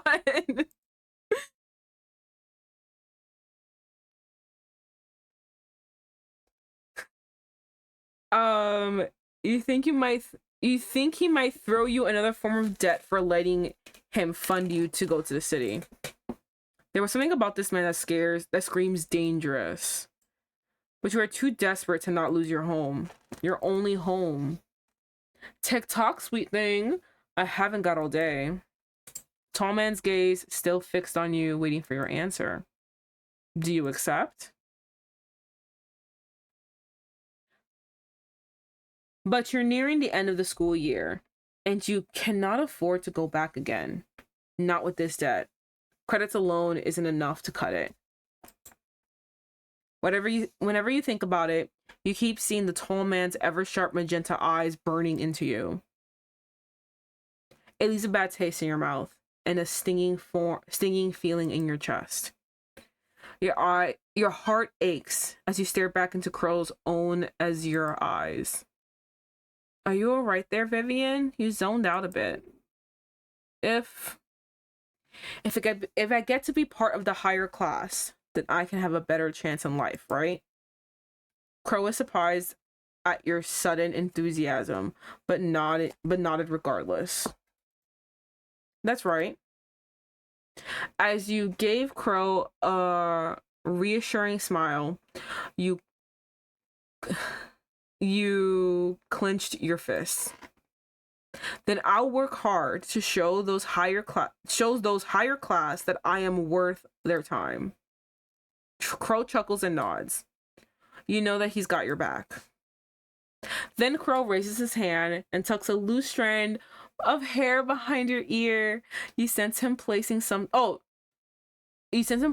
soft, and you reach out to touch what it felt. And you reached out to touch what felt like petals. This is the image that we're missing! By the way, there is a CG guide on the Itch.io page. That's what I'm looking at. That's what I'm looking at right now. And we finally got it. I don't think they give all of the CGs because like the CGs for like the friends, they weren't there. I think it's the CGs particularly just for, you know, what's it called? Just for the two boys. That looks good on you. Oh, what is it? Crowe then leads you to a nearby pond. You looked and saw your reflection. The sprite just doesn't do him justice. It doesn't! These pictures are so cute! I don't know what's with the sprite and the pictures. Like, they're so different. You know what I think it is? I think because he looks straight at us is very unnerving. On your head is a red carnation. That means deep love. That means deep, deep, deep admiration and love. Oh, I didn't know carnations grew here. Crowe only chuckled, fixing the flower on your hair. Then Crowe was silent, basking in your presence. His expression then went dim, as if something's bothering him. You took notice, of course. Is something the matter, Crowe? He blinked once, twice. He averted his gaze, a bit hesitant to speak up. You grab his hand and reassure him that it's fine. He sighs as he speaks. Your friend. Oh, you mean Crowe, right? I know, don't worry. We're gonna get rid of him. My friend? The tall one in green. What are your thoughts on him? So, he's... What do I think of him? Is he watching? Wait, no, hold on, because he's always stalking me. Do you think he's watching me right now? You think if I say something wrong, then he's gonna come after Crowe. I can't have that happen.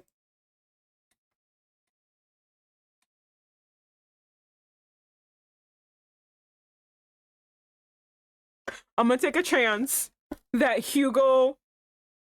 Darn! I'm gonna take a chance that Hyugo pushed him and they're at the rooftop. Like, he can't get him away from the rooftop. I'm gonna hope that, you know, Hyugo is doing his job right now. Nothing more than a classmate. Crowe's eyebrows raised. Is that so? Yeah. Besides, he's my partner for art class, so I'm basically stuck with him until the projects are done. I see. Crowe nodded. He didn't say anything afterwards. However, his gaze was far, pondering something before shaking it off from his mind. Crowe looks around for a bit, basking in the various beauties of Flora. What do you think carnation means? Oh, I know what carnation means. That's why I said, yo, he really is throwing all the stops now. You tilted your head, making sure the said flower didn't fall from your head as Crowe continued on with his talk. Passion flowers means hope, while carnations mean I can't seem to remember. It means deep, deep, deep love and admiration. What do you think it means, Vivian? I thought for a while, knowing some carnations are to be found in bouquets. Well, it has to be something romantic. They're often the perfect gift to family and loved ones. Is that so? I might have to look up what it means then. Your eyes meet his for a moment. Your eyes meet his, and for a moment his gaze lingered. Were his eyes always this blue? You've never noticed before. The way his lashes flutter. Hold on, I have to do this. I'm sorry, I have to do this. Give me a second. Album. I finally got them all, bitch. Yes. Oh, thank God. Okay, I'm good. I'm happy now. We still don't have all of Soul though, but it's okay. I kind of not that mad. I'm a little bit mad about this though. Ugh, look at him. Look at Daryl. Look at baby. I love him. This is definitely Soul, but who the fuck made this? This is so cringe. Remember the kitten? Ugh. Okay. The way his lashes flutter and touch his cheeks when he blinks. His plump lips are always glistening whenever the sunlight hits them. Oh my goodness, girl, it's bad. You're down bad. His eyes went half-lidded as he leaned closer and closer. As if in a trance, your eyes slowly start to close. You can't do this to me. You can't do this to me.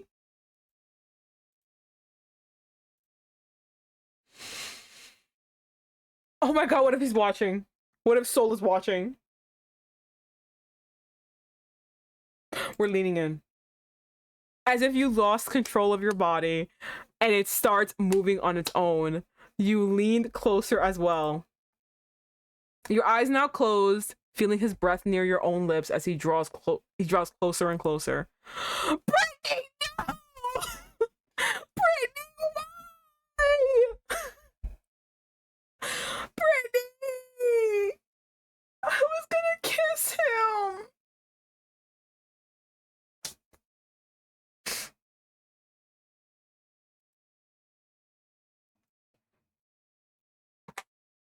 Brittany! Crowe, we better get going before... Of course, Brittany! Your eyes popped open and you quickly backed away. Brittany! Just want to kiss him. Crowe backed away as well. As he waved to Brittany. Brittany just raised a brow at the both of you before shrugging it off and leaving the greenhouse. Brittany, it's already lost. The moment is gone. We can't go back now. Crowe sighed, seemingly disappointed before giving you his hand for you to take. We should get going. You pouted at the moment. You pouted at the moment ruined before accepting his extended hand and left the greenhouse with Crowe. You and the rest of the group got back inside the campus. Everyone already went to their respective classes. I'm going to head back first. I'll see you in class, Vivian. Of course. Am I going to class? I don't know. We'll see if we get asked to ditch. Crowe didn't walk away just yet. He stood there for a while, contemplating something before shaking his head and walking away. A tint of red touching the tips of his ears as he walked.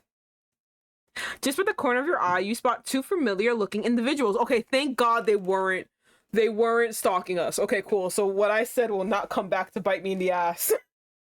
But, It was Sol and Hyugo. Sol noticed you first and went to you. A noticeable skip in his steps. Vivian! Hey, Sol. Hey, Hyugo. Are you both heading to your next class? Hyugo laughed, a hand on his chest as if you told him a very funny joke. Actually, I have a better idea. Let's skip class. Skip class? Yeah, it'll be fun. Wait, hold on. Why do you keep skipping? Yeah, it'll be fun.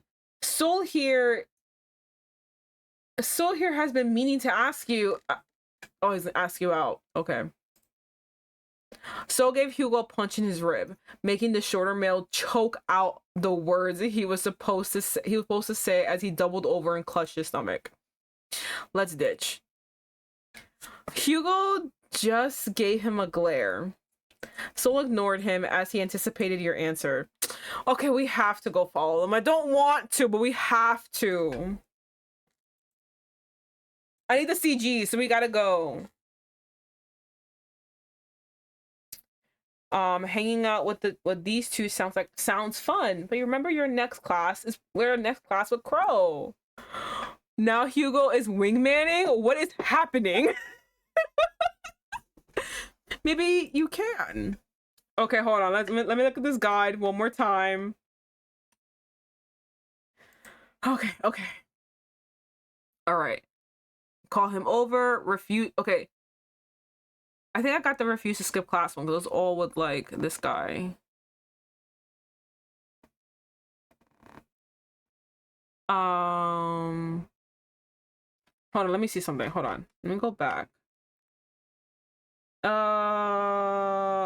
Skip over this one. Yeah, that's fine. Refuse to skip class. I just want to see if it's gonna be any different. Sorry, I can't bear to skip on a second day. Sol didn't say anything as his shoulders slumped, indicating his obvious disappointment. But there was something else in the dullness of his eyes. You were interrupted by Hyugo. It's alright, Vivian, but promise you'll hang out eventually. On the weekend, then, I'm sure. Wait. Sol spoke, making you and Hyugo look at him. Can I at least take you to your next class? He asked you. There was a hint of desperation within his reddish-orange eyes. You didn't see what the problem was. You didn't see what the problem with it. You didn't see what's the problem with it, so you agreed. Oh God, I can't read.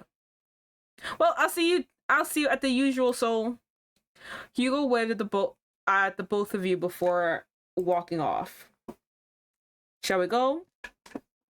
Sol nods as you walk along, Sol following behind. You and Sol walk through the hallway towards your next classroom. You can't help but check on Sol. He seems nervous. You look down and see that his hand is shaking. Nah, keep walking. I'm not gonna give this bitch any hope. I'm sorry, I can't. No hope. Keep walking. You didn't bother with him anymore as you kept walking. His shaking hand was eventually shoved in his pocket as you both resumed your walk. Wait. I just realized, what if I get a CG? Take his hand. Okay, reaching for his hand, you gently wrap your fingers around his. His hand stopped shaking as he went stiff. He eventually relaxed and intertwined his fingers with yours.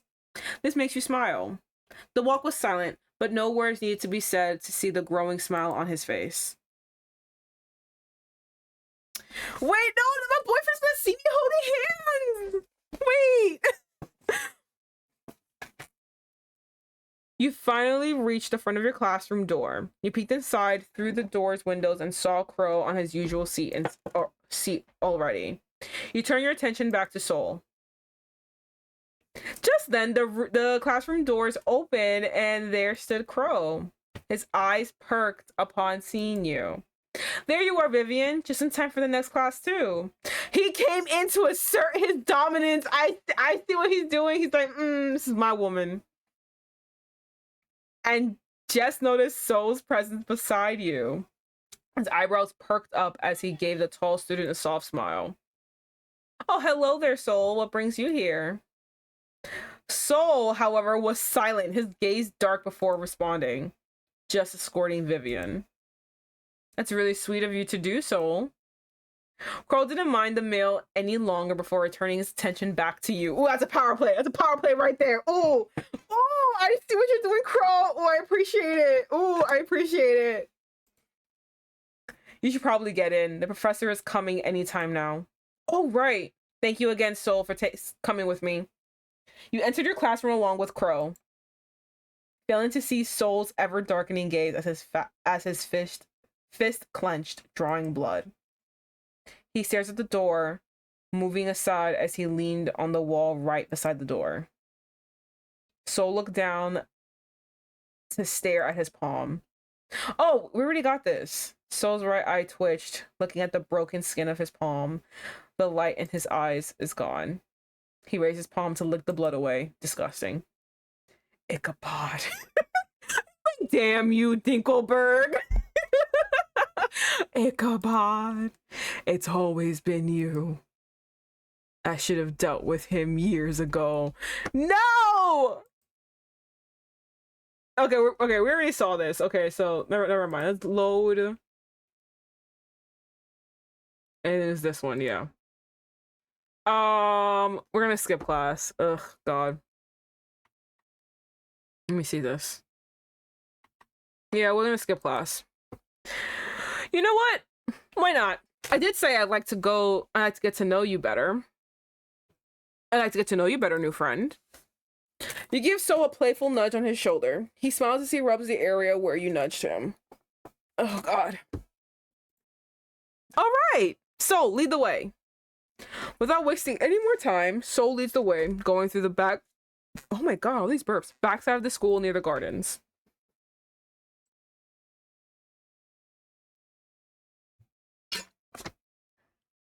The edges, of course, were barricaded with a tall iron fence. Soul finds a bush and pushes it aside, revealing a gaping hole. Oh, okay. Well, that's quite convenient. Did you make this hole, Soul? He did. I did.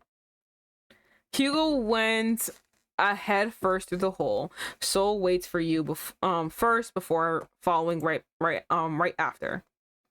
The three of you went past a few bushes and shrubs, the leaves falling as you pass by them. The red and orange leaves scattering around and some making its way to your uniform before you all eventually make it out and meet with pavement.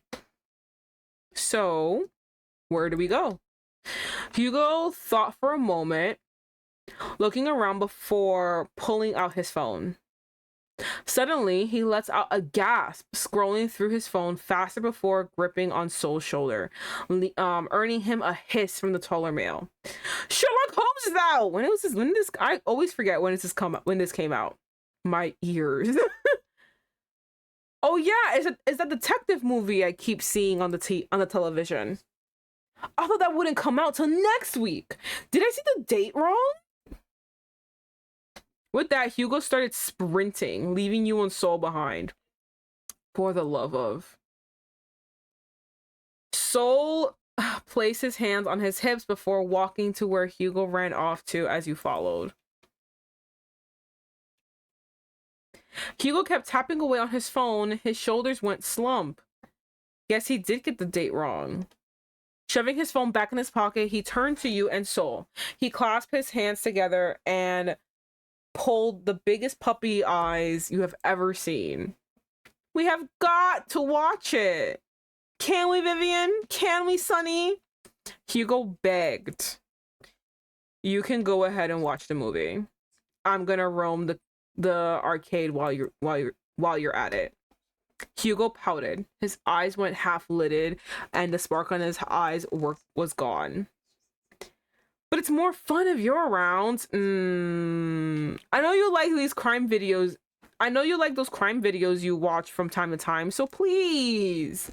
Soul, however, based off his expression, isn't in the mood. Hyugo gives up and turns to you. How about it, Vivian? How about you, Vivian? Would you like to watch the movie with me? The ticket and foods on me, of course.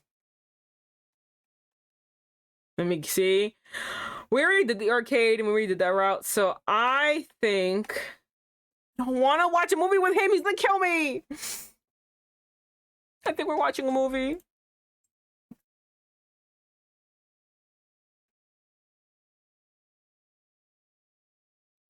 I think we're watching a movie. I don't want to. Hyugo gives you a bright smile. Heck yeah, I knew you were a trooper, Vivian. Come, let's go grab some tickets and snacks. Do you want popcorn or something else? The shorter man went along ahead towards the movie theater with you coming along, following up behind him. Soul clicked his tongue. He shoved his hands in his pants pocket as he followed along behind you. I was like, yo, is he really gonna leave us? Thank God he did not. I did not want to be alone with Hyugo. Hyugo took notice of this and raised an eyebrow. Oh, I thought you weren't interested in the movie, Sunny Boy. Maybe you're right. It does look interesting. Stop making excuses. What is happening? Why'd you do this to me? Stop making excuses. You just want to be with your sweet, sweet Vivian. Let's go. So takes hold of your wrist and drags you away from Hyugo and the movie theater. What? Hey! Come back here! I'm talking to you! Soul went ahead to the counter and bought tickets for the three of you. Soul turned around and gave one ticket to you. Okay? Your fingers brush with his, causing him to blush. Finally caught up to you, Hyugo pouted as he crossed his arms looking at Soul. I thought the tickets were on you, Hyugo. It was, but I guess it's on Soul now. Not that I'm complaining or anything, but this is supposed to be my treat. Well, the food is still on me. Wait right here. Hyugo scurried off to the food booth, leaving you and Soul one last time. You walk towards the now showing pictures, examining the poster. Sherlock Holmes, huh? Hugo's into detective movies? You turn to ask Soul. He placed a hand on his hip as he checked the poster next to you. You can say that. He aspires to be one. The murderer aspires to be one? Interesting. That's quite charming of him. And Sherlock Holmes is his inspiration? It's just one of them. I see. How about you, Soul? What's your favorite genre? Soul raised his eyebrows at you. He placed a finger on his chin as he looked up, staring at the ceiling. I like supernatural horror and thriller, along with the tales of the Headless Horseman or those original fairy tales by the Grimm brothers. Is this how he found out about Soul? Maybe that is, actually. Maybe he found out Soul was a fucking freak because he wants to be a detective. But instead of, stopping it, he goes along with it. The murderer. I can't believe this.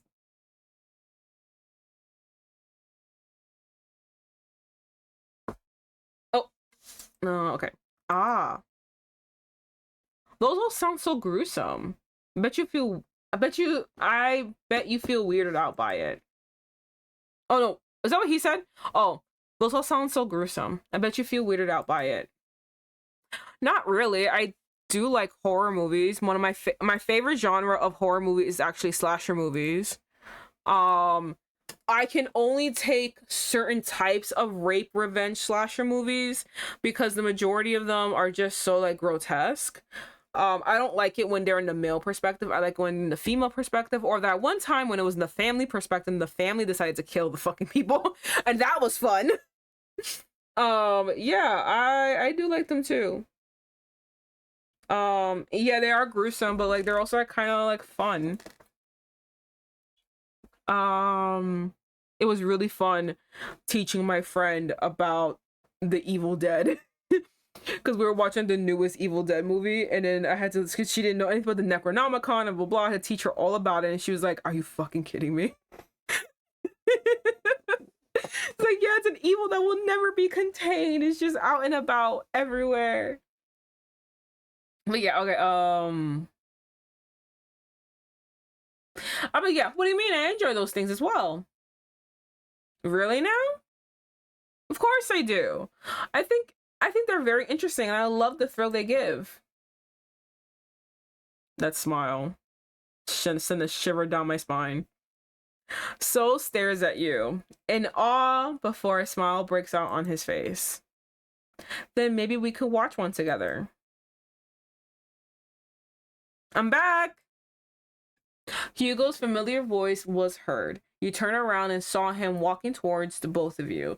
2 large bags filled with popcorn on each arm and a large cup being held. Oh, let me, you said, taking one bag from Hugo's arm. He thanks you for the help. I've got the snacks. Hope you like popcorn, Vivian. He then turns to Soul. Come on, let's get in before the movie starts. Soul nods at you and Hyugo. Soul nods as you and Hyugo follow him towards the entrance of the movie theater. He hands out the 3 tickets, then the 3 of you enter. Okay, here we go. This isn't it. This piece wants you to believe it's the ultimate evidence of this case, when in fact, you were halfway through the movie. Bag of popcorn, halfway finished. You look at, I really want movie theater popcorn right now. Bag of popcorn, halfway finished. You look at the blue-haired male on your left, and as his gaze fixated on the large screen before you. Hyugo, during the beginning of the film, was really giddy, and now he was silent, seemingly engrossed with the scene happening in the movie. His hand goes on autopilot as he munches on every bite of popcorn. To your right, Soul, surprisingly, was also too engrossed with the movie before him. You need to piss. You've been holding it for a while since you didn't want to miss out on important scenes, but Mother Nature is knocking so hard on your door. You tap Soul's shoulder. He turns his attention to you. You need something? I need to go to the comfort room. Would you like me to accompany you? No, it's fine. Just enjoy the movie. Soul gave you a nod, and you took it as a signal to stand up from your seat, ducking away, making sure not to block the screen from the viewers on the at the back as you speed walk towards the movie theater's comfort room. Oh my god, why does it look like this? Oh my god, why does it look like this? I feel like I'm gonna get a disease. Jeez, and it was already getting interesting too. I'll probably just ask Hugo what happened when I was gone. Well, time to head back. What's happening? No! No! This forceful opening of the door startled you. A few grunts were heard, and the shuffling of feet as if they were in a struggle. You went quiet. Rough voice! You better speak the fuck up or else. I don't know what you're talking about. How many times do I have to tell you? Bullshit. Your eyes widened as your breathing stopped. Did you? Okay, hold on. Can they see your feet? How low is the thingy? Can they see that you're there? No, what the fuck? No. Your eyes widen as your breathing stops.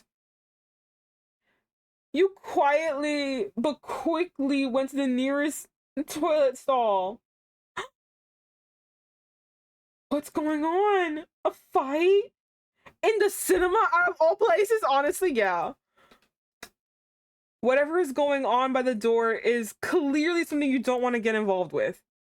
Just tell us who the traitor, who is the traitor that you're in cahoots with, and I'll let you in, and I'll let you on. Again, I have no idea what you're talking about. Just guess I have no choice. Oh! I don't know if I'll be able to keep my mouth shut. I think I would be making so many fucking reactions. This is bad. You hear the sound of the light bulb being popped, along with the partition of the comfort room's light going dim. Only half of the room is now lit up. Please. I don't know, I swear. Can you text Solik? I'm in danger. I'm in danger. I'm just a girl. I shouldn't be put in these predicaments. I'm giving you one last chance, buddy. A little shuffle was heard. The rough voice seems to whisper something that you cannot hear.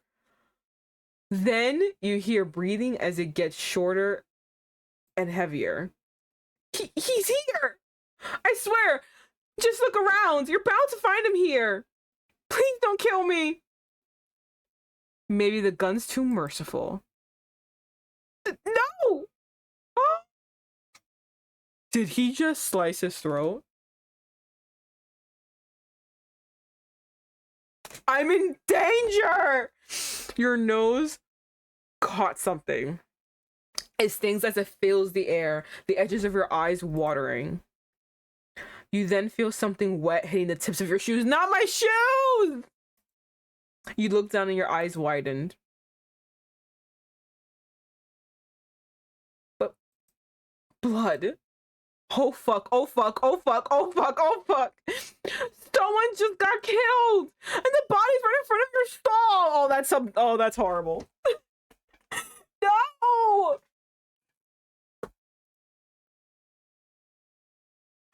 You bitch!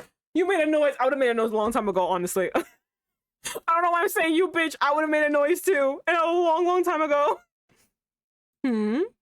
Is someone else here? Shit, did he hear me? Well, well, well. Seems like we have a lost lamb on our shoulders. No, it's okay. I truly am a found lamb. I have been found. I have been rescued. Listen, I saw nothing. Like, this red on my shoes is just decorations, corn syrup. Then you hear the stall. Then you hear the stall 1 block away from you being roughly opened. No! Not here. Come on, little lamb. Don't try to hide. Shit, I need to do something! You quickly look around, trying for a way to escape, but there is nothing but a small rectangular window just above the toilet. How small are we talking? My boobies and shoulders are too big. So are my hips. I got no ass, but there's so many things that are too big. I can't do this. I'm on mute. I can't. I'm a mute. I can't snitch even if I wanted to. Mr. Promise. How did I say those words? Shit.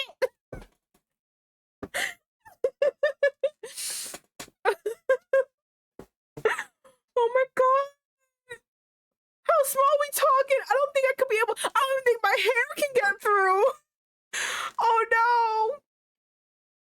You can try to pry it open and call out for help. Fuck, and that's what you're gonna do? You're not gonna squeeze out? I will say, there was this one case, and it was like a kind of scary case. This is a true crime section.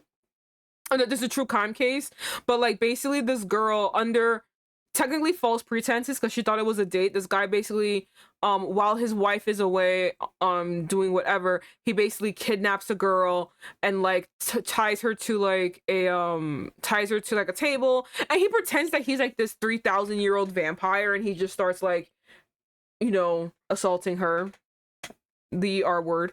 He starts doing that over and over and over again. And he starts blah, blah, blah, blah, right? And then finally, I forgot why, but like he takes her to the bathroom because she's gonna pee or something, right? Or like takes her to the bathroom to shower. She is literally like her wrists and her wrists and her ankles are tied up, but she's gonna go to the bathroom, right? In the bathroom, there was this world's tiniest window. If you looked at this window, this woman, if you looked at this window and you looked at this lady, she's not fitting through this window. But some fucking how, this bitch with the grace of fucking God and the adrenaline, and like she fucking fits out through that window and runs to the nearest police station. Of course, the police don't take her seriously until finally a female police officer talks to her. But and then when the police come to investigate, they find everything. Obviously, they find the man in his weird vampire cosplay, and then they look at the window and they're like, "How the fuck did she fit through this window?" They're like, "No one can fit through this window," but she like the desperation to live kicked in, and her bones said, "We shrink. We actually are contortionists now, and we're getting the fuck out of here. I don't care how we have to do it. We're getting out of here." And you know, girlie, I think that's what we gotta do now. I think that's what we gotta do now. We gotta figure out. We gotta start dislocating bones and get the fuck out of here. I feel like getting closer to you. He's about to open my stall. What should I do? I didn't get a chance. Wait, hold on.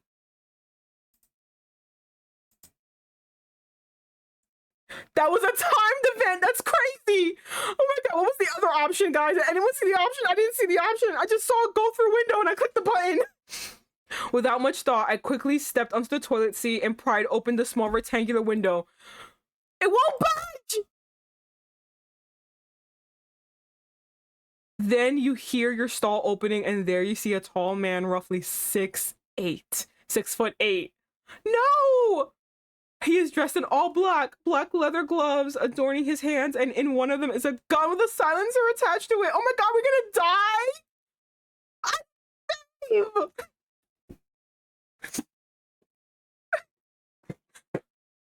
I'm sad. And before him is the bloody body of another man. That must be the meek voiced man you heard. Well, hello there, little girl. You seem quite lost there.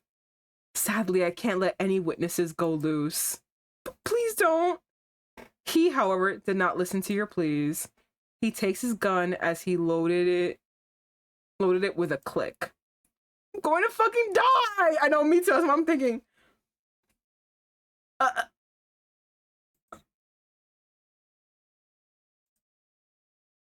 Then you felt a hand coming to touch your hair. Did you close your eyes? Hold on. Because like, how did you not see what's happening? You flinched. You slowly back away, your legs shaking as you still refuse to open your eyes. Your arms wrapped around you. Vivian, it's okay. And you hear that too familiar voice. I'm here, Vivian. It's all right. What the fuck are you in the background? Before you was Soul. Right behind him was Hyugo. Both of their expressions was filled with worry. But your focus was on the splattered blood across the walls. Hyugo notices this and tries his best to block the view. Soul's hand then went up to reach out to you. But he stopped midway, afraid as if he'd burn you. Without even thinking, you quickly wrapped your arms around Soul, your shoulders shaking as you bury your face on his chest. Soul took this as a sign and gently wrapped his big arms around you, a hand coming to caress your hair, trying to comfort you as you shook in his hold. Can we go out, please? Without much of a word, Soul escorted you out of the scene before you, his hold tight and secure around your shoulders. Soul gives Hyugo a look, and the shorter man just sighs, waving his friend away with a fanning motion. I'll take care of it. You and Soul left. Hyugo lets out an irritated tisk as he looks down at the two bodies on the ground. God, what a pain in the ass. The sky is now dark. Oh my god, we missed all of class. Yo, you know who's worried about us? Our boyfriend. Our boyfriend is like, where did my girlfriend go?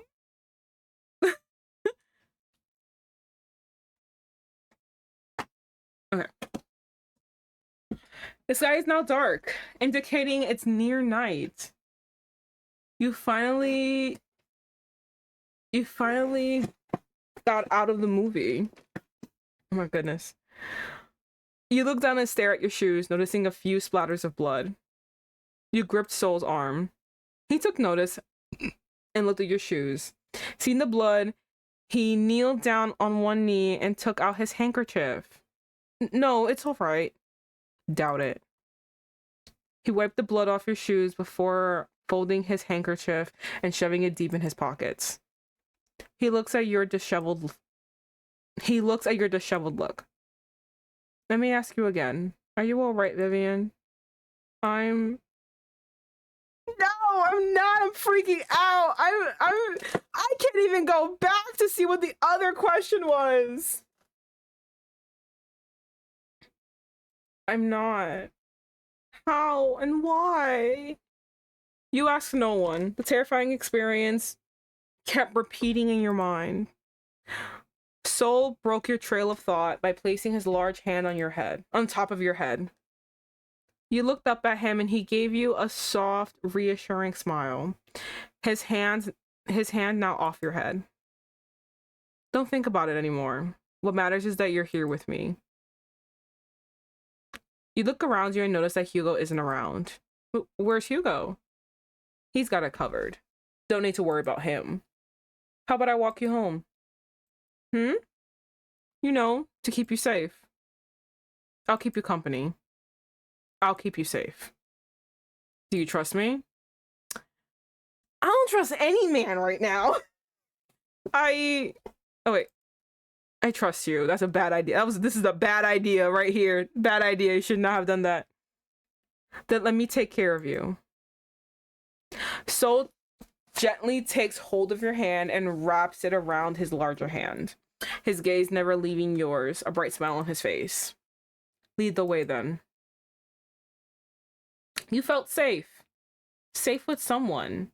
Safe with Soul.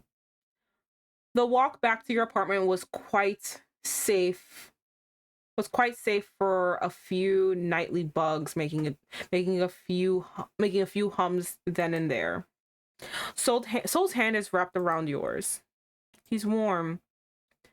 You couldn't help but steal a few glances at Soul. He looks back at you.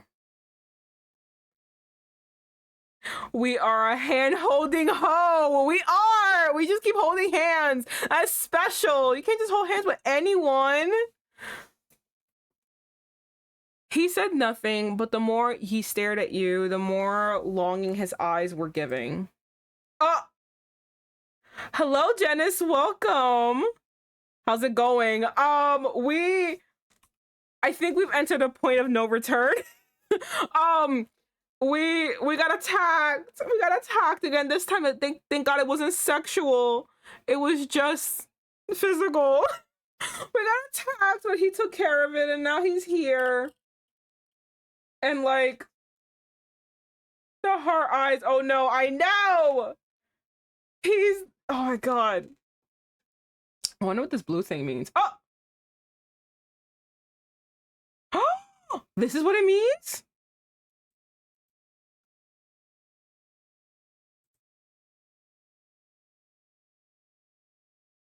What is this? What does this mean? Does this mean I'm on equal footing with them?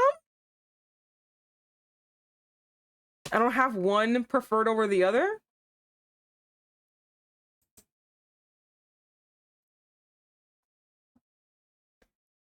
But yeah, so we got some CGs, we found out some secrets about the friends, but now, you know, this is happening. This is happening, and I don't know how to get back to it because I'm sorry, I have a boyfriend. He gives you another one of his bright smiles. He squeezes your hand, you squeeze back, making him chuckle. What is it? Nothing. Your hand feels cold. Let me fix that. He hums as he raises the hand that he's holding. This is actually really fucking cute, but I don't want you to do this to me. What? There. Now it feels warm. He teased, a blush of his own appearing on his face. What?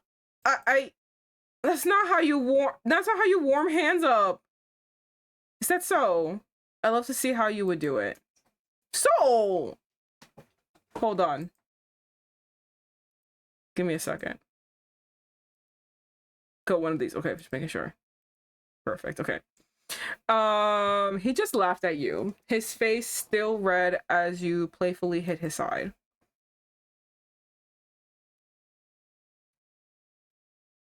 Yay, daddy! Oh my god. I mean, no ill.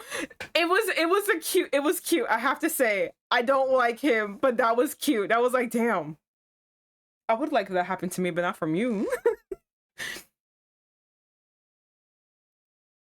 I wonder what this means.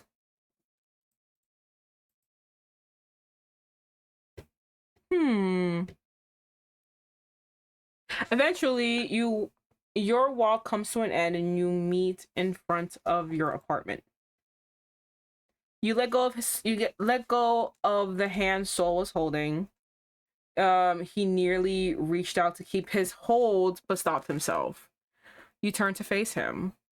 Well, this is my place. Oh, I'll see you tomorrow then? Of course. But we don't have classes together tomorrow though.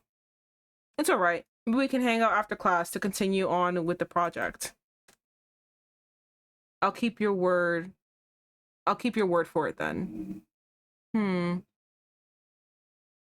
turned to face your apartment's front door, taking out your keys and finding the one you need.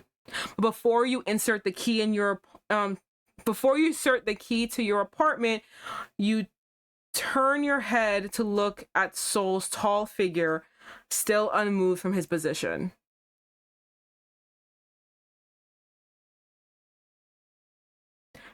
BTW, I used your ribcage emote the other day, and the streamer immediately followed you because they love the emoji. Oh my god, that's so funny. Emojis bring us all together. Let me see. But before you insert the key to your apartment, you turn your head. Before you insert your key to your apartment, you turn your head to look at Soul's tall figure, still unmoving from his position. Thank you for today. I owe you one. I really owe you one.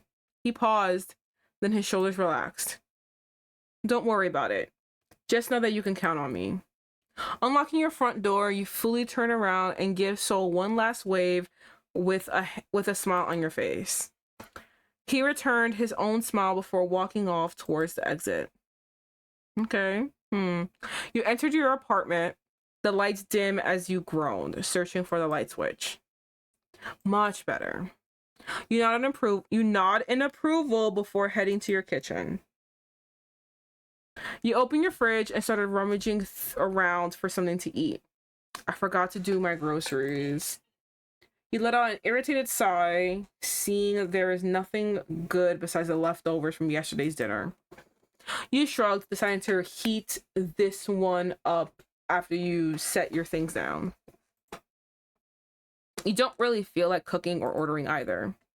Sighing one last time, you close the door to your fridge as you made your way to your room. You place your school bag near your desk as you take your seat, skimming through the notes you've taken for the day.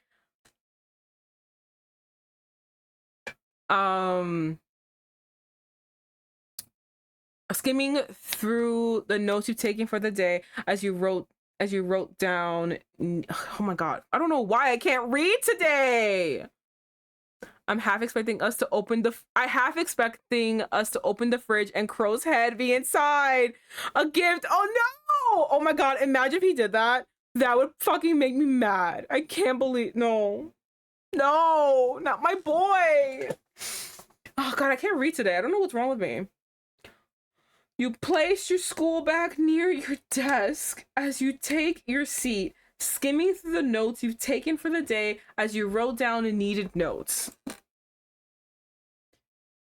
You clicked your tongue as you tapped your blank notebook with the tip of your pen, going on with your silent staring contest with the blank paper before you. You let out a groan. Deciding to work later, you closed your notebook and stood up. You turned to your window, noticing it being slightly ajar. No! In this timeline too, he sneaks into my window?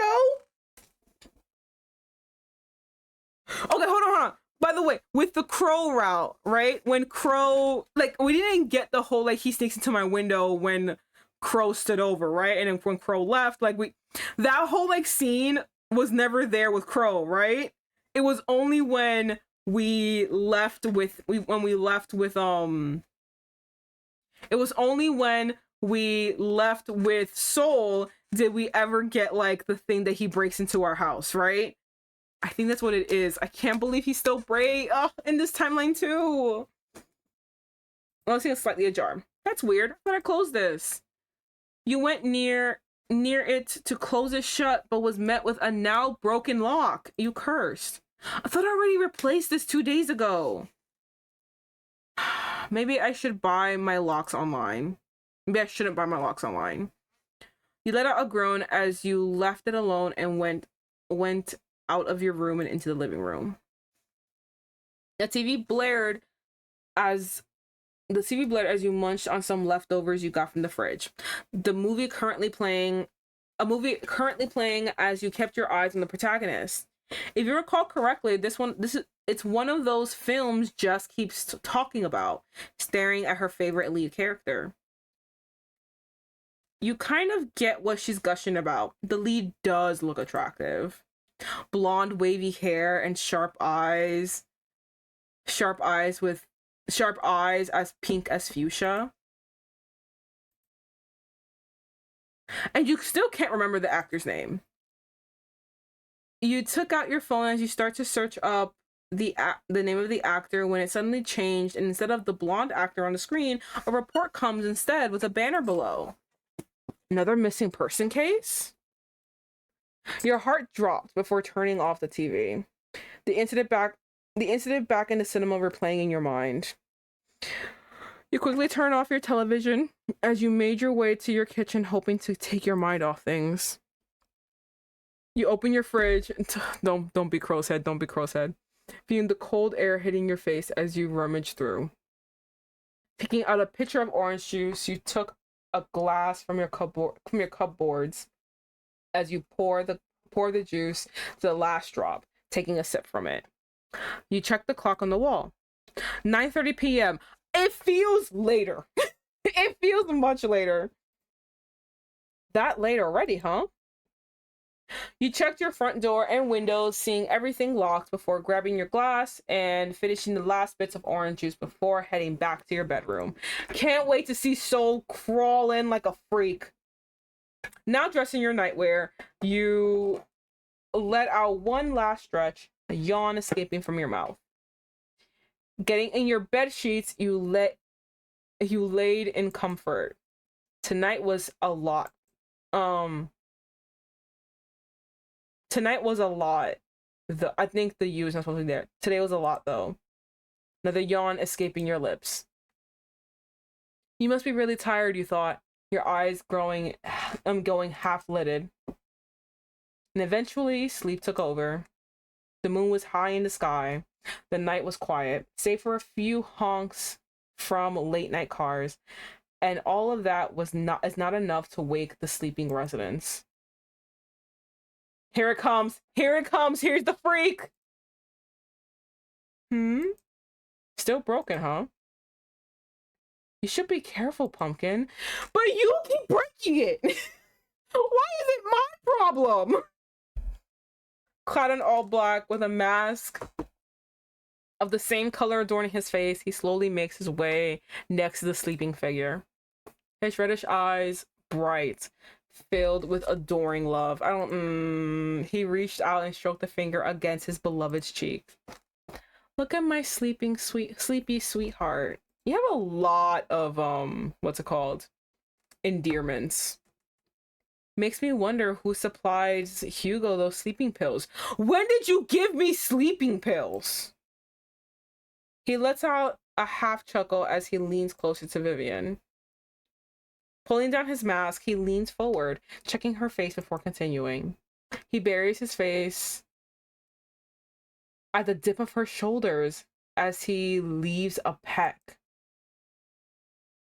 He takes a deep inhale. He shakes as if he took a whiff of a dangerous and addictive drug.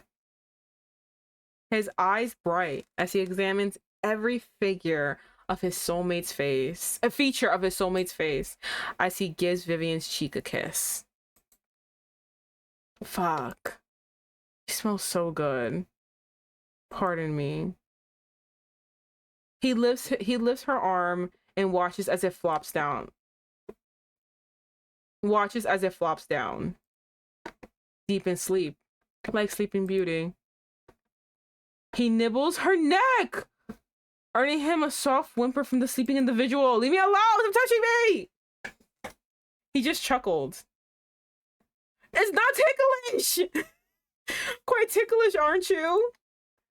And he kept going.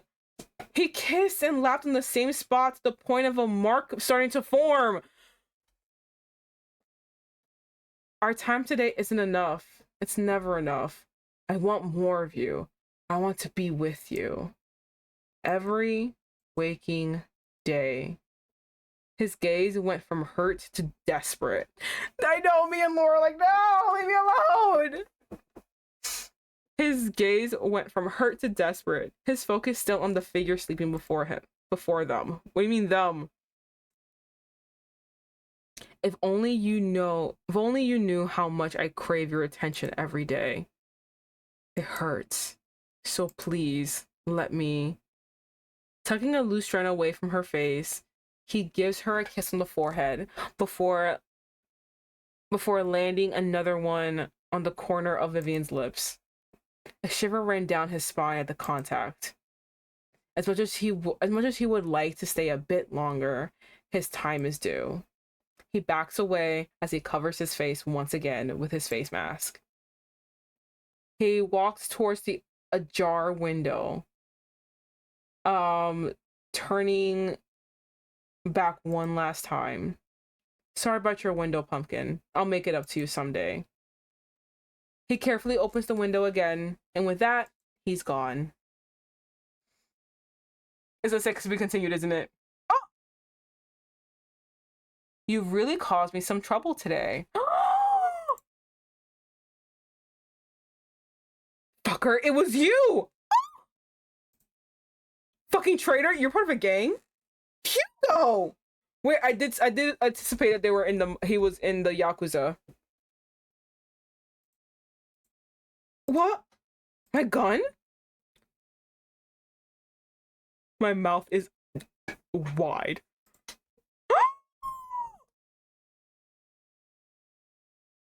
Hold on. Give me a second. Wait, fuck. Okay, it's that one. Okay, perfect. Wait, they do. And we still got 2 more missing. I swear to God. So you have too many of these. Who would have thought? Our sweet doggy is biting his master's hand. Not gonna lie, we should have seen this coming. You're talking too much. You haven't. Oh, I didn't get to read what he said. I'm sorry, Hyugo. Hold on. Give me a second. You haven't even fired a gun. You haven't even fired a gun since ages ago. What makes you think you wouldn't mind? Oh, that was presumptuous of you. Huh. Shit. They're slowly figuring me out. I don't think I can make it for the next few days. Sonny, you've done enough for me, I think. Wait. This is the end of our deal? You're not friends?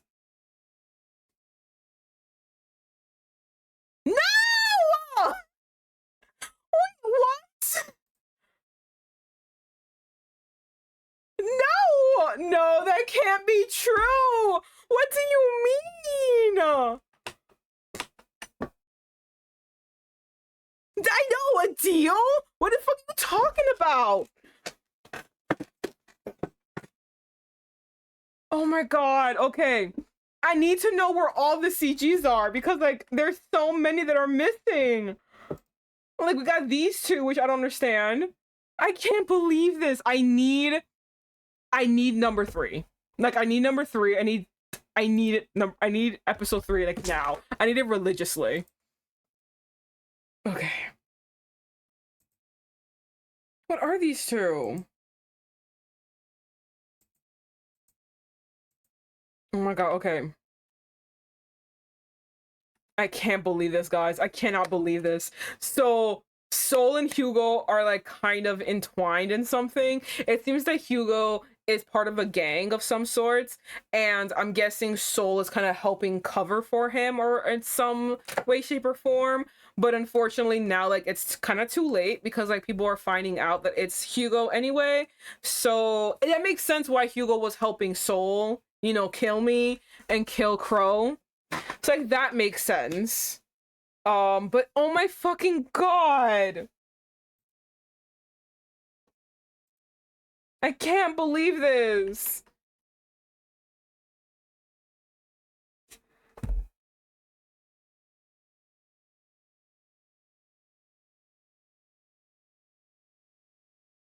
I can't believe this. Oh my god. I'm just kind of shook.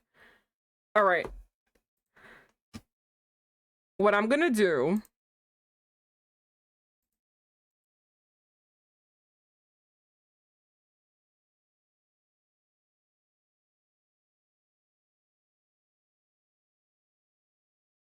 we're gonna go back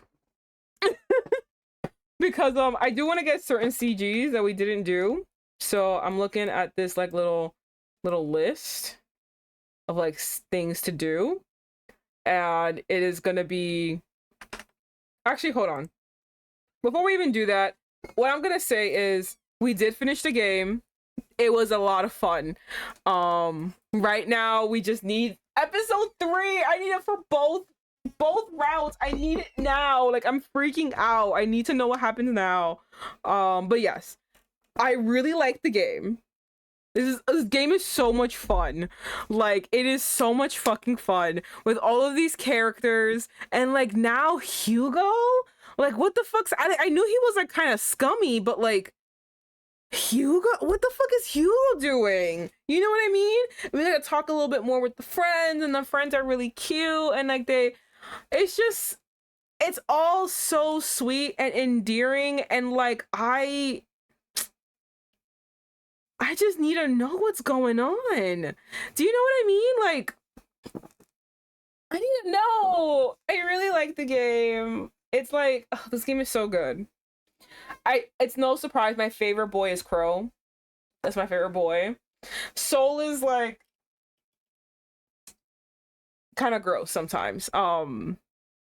It's definitely not for everyone, but it's a great premise that draws you in. Yes, no, 100%. It's not for everyone because again, there are a lot of triggers, which is why I start every session with listing the triggers. There's a lot of triggers in this game, and if you're not okay with some of those things, or like if you're like extra not okay with one of those things, then like this is not the game for you, because they kind of do explore it and kind of push that theme to like a limit that's not, they push it to a limit. Like that's not the craziest limit, but they do push it.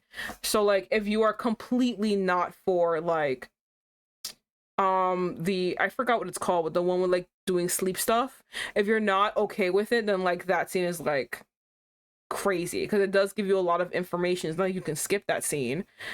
So yeah, it's definitely not for everyone, but it's such a good premise. It's such a good story. I really want to know what's going on, and I can't wait for number 3. And if Mr. is correct and it comes out in October, bitch, is exactly what we're doing. We're going back here in October, and we're gonna fight those routes. Oh my god. But yes, for the remainder of our time streaming, because this is all I was planning to do, streaming. Remainder of our time, we're gonna find the rest of the CGs. If I can find them quickly, then We may or may not play a little bit of Love in Deep Space, but like a little bit. I pray in October Heart Cage will come out. Oh my god, no, yeah. What's another one? There's like one on Steam. Let me see if I can find it. But it's like called like Himbos and Homicide or something like that. Let me see. If it'll open. I clicked Steam and it's not opening. Oh, here it is.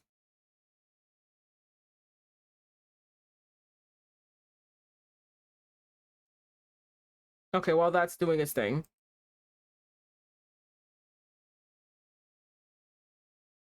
I just want to do extra shit. Who cares? Just let me in. Okay, while that's doing that. Okay, we are going to now, you know, do the CG stuff. So, the first one, I think we did the first one, which is go to the library, then force Soul to give up his seat twice. Go to the library and find somewhere else to sit down. Oh, okay.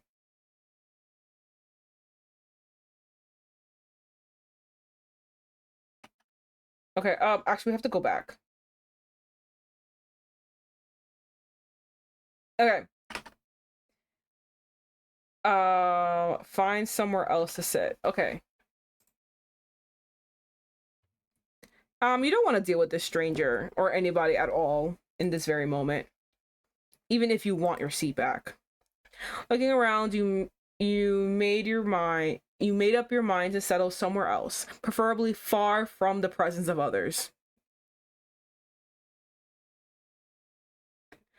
To your utter demise, the only vacancy left is next to the table full of loud gossiping students. You swear, out of all the places to be to do your idle and loud chatter, it had to be in the library. You didn't feel like doing your research paper anymore. Hanging in the fiction section of the library, you examined each book spine, running your fingers along them and hoping that one might attract your attention. However, not a single one caught your eye among the many books you've passed by. Instead, you've only gathered dust on your fingertips. You click your tongue and rub your fingers together, dusting them off. Thud. Suddenly, a thud came from the opposite side of the shelf before you, causing it to wobble a bit, nearly knocking a few books down. Another thud, but this one is louder and stronger than the last. A few books topple over next to you, and one nearly hit your head. Hey, watch it! You raise your voice. Silence. Then you hear a few shuffling noises beyond the shelf in front of you. You let out an irritated puff. Taking the few books that fell from the ground, you proceed to place them back in their original positions on the shelf. But as you are filling up the gaps, something or someone caught your attention. Through the small crack between the books, you spot a male student with hair dyed in red and spiked up hair, donned with a leather jacket and ripped jeans, his facial piercings enhancing his intimidating look. Behind him, another guy dressed in near similar fashion. The only difference is that his hair is black as the night, with blue highlights and a white tank top instead of a leather jacket and a dog tag dangling from his neck. Okay, so very different. The two unfamiliar students sneer down at someone who you assume they pushed to the ground. So that's where the thumping sounds come from. What's with this pose? Look at this pose. He's like, damn, bitch, you know I'm sexy. Don't make too much noise there, Mr. Creep McGee. You don't want to get us in trouble, do you? Great, another bullying situation. You rolled your eyes in annoyance. These bullies never know when to stop, do they? Sometimes people never seem to grow out of their high school phase. The poor fellow remained sitting up on the ground, his back leaning against the bookshelf, trying desperately to hold his ground. He mutters something under his breath. What was that? I couldn't quite hear you. The red-haired bully mocked, his hand brushing behind his ear as he leaned closer to the man on the ground, while his raven-haired companion laughs at the friend's antics. You? He's bullying you? I said, fuck off. Why, you little...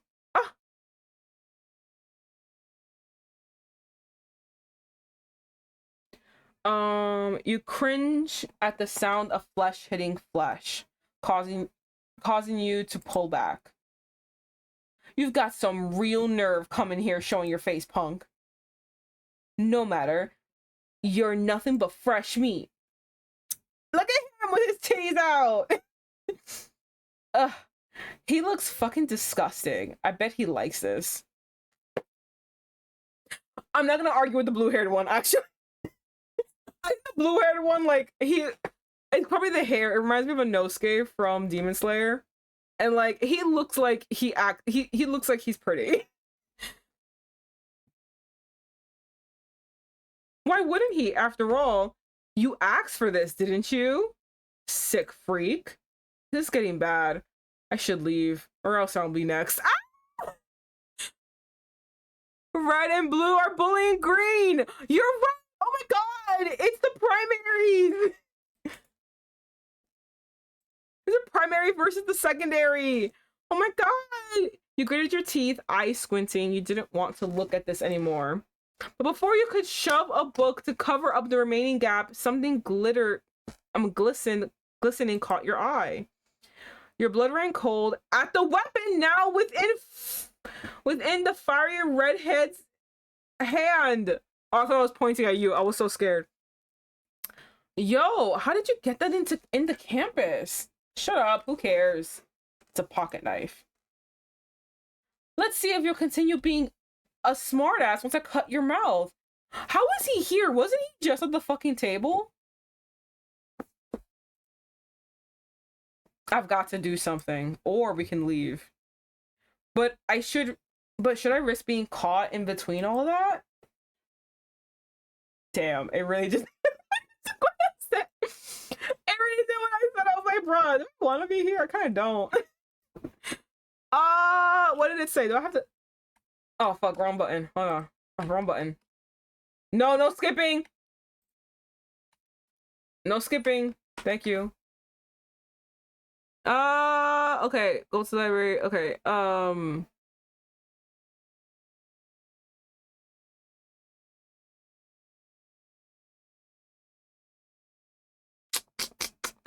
Okay.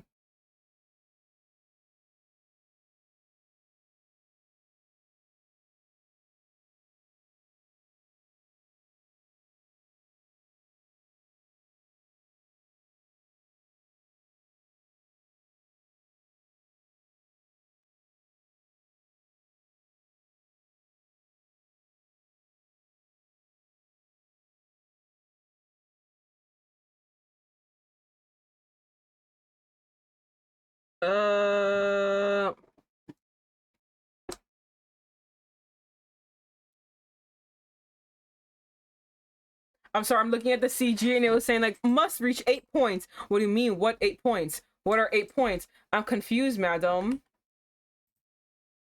Oh, we got no points. How we got 8 points? I think the last one we had was 4, right? For each of them.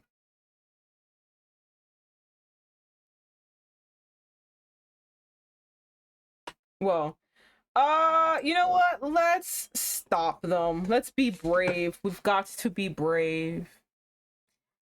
I've got to stop them. Leaving the remaining books, you quickly rush out from your aisle and went across where the bullies were. Stop! You let out a loud cry. From the crying of your voice, the bullies halt their movement. Their heads slowly turn towards you. Your attention, however, was on the fallen male on the ground. His face battered and bruised as he struggled to keep his composure. He looked up at you, and your eyes met with meat with reddish orange ones. Hold on. Okay, just always check in. If I gotta do what? Image 2 locked. What do you mean? Just making sure. Just making sure. Okay, cool. Okay. Let's teach Soul that stabbing is bad. As soon as he registered who you were, however, his expression turned from mild irritation to shock.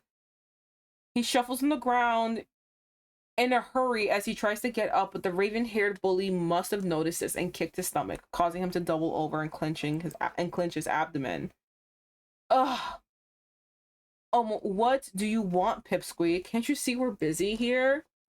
The tall red-haired bully clicked his tongue. You can see his veins bulging from his forehead in irritation from your interruption. Standing up, he walks to where you are, pocket knife still on his hand. Stop what you're doing right now. Oh yeah? What are you gonna do about it? If you hurt him, I'll scream and alert everyone in the library. The redhead just let out a mocking laugh, unfazed by your threat. He looms over you, his attention now focused on you, leaving the other male on the ground. Stop!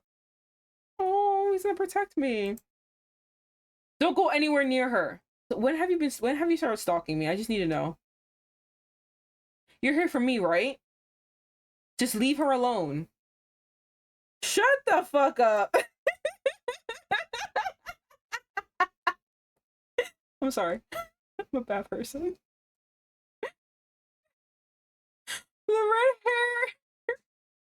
The red-haired landed one more kick on the student in green stomach, taking advantage of his weak state. Oh. The bully clad in blue steps on the boy on the ground's back. Stop that!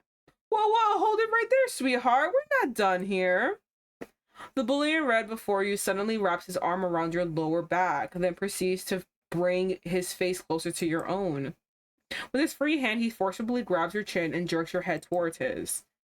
You hiss from the force he inflicted on your jaw. Let me go, you bastard!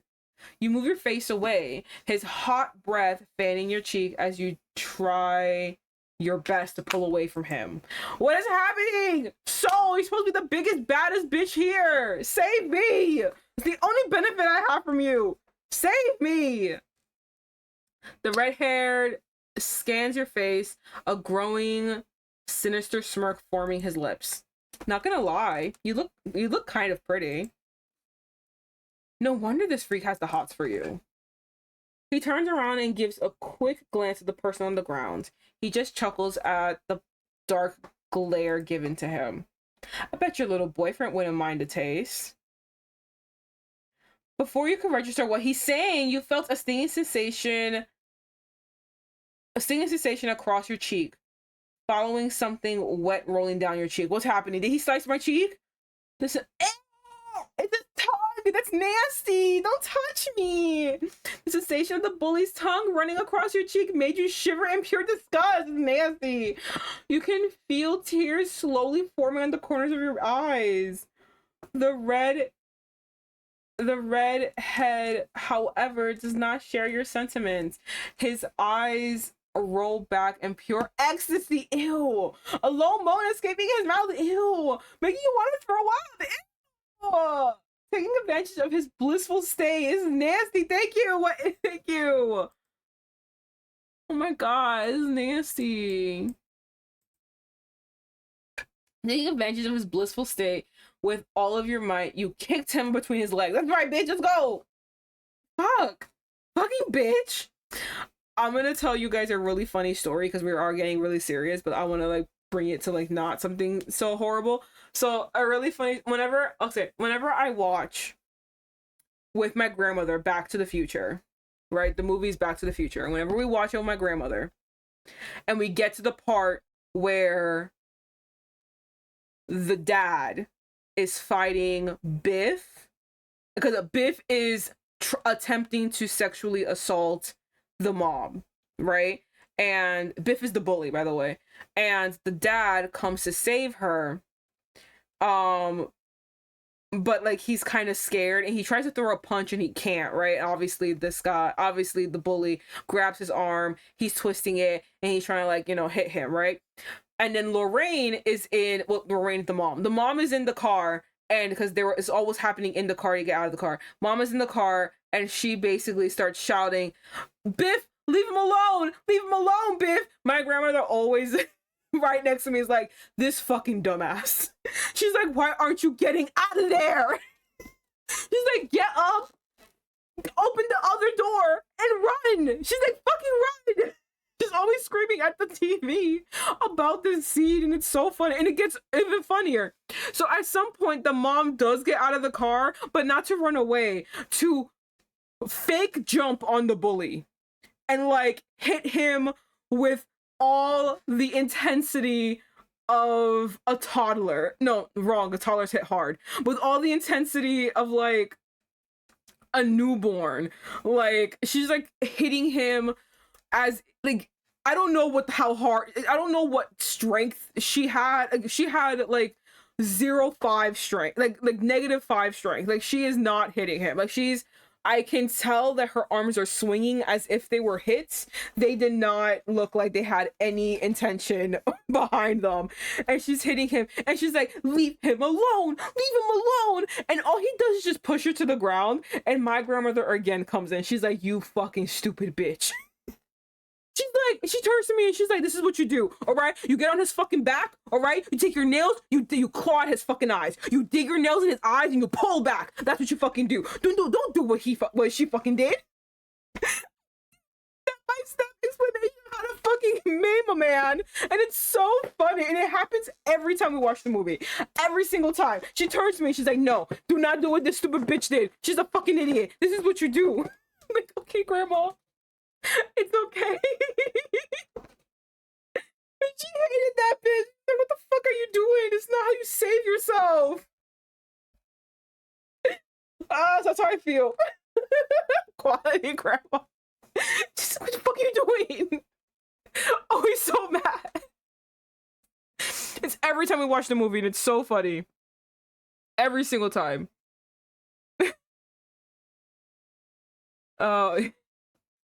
Oh, okay. You push him away from you with all your might and gave him one last kick on his stomach, causing him to fall and land on one of the bookshelves, multiple books falling on him. A thick encyclopedia landed on his head, causing him to pass out. Fuck yes! Take that, fucker! However, your little victory was short-lived as you felt an arm make its way around your throat, proceeding to block your windpipe. No! You're a naughty one, aren't you? Why don't I teach you a lesson? Let go of me! You claw at the blue bully's arm around you, trying desperately for him to release you as you slowly lose air in your lungs. So, I'm gonna need you to do something. Your vision is slowly beginning to dark. You can't breathe. Someone help.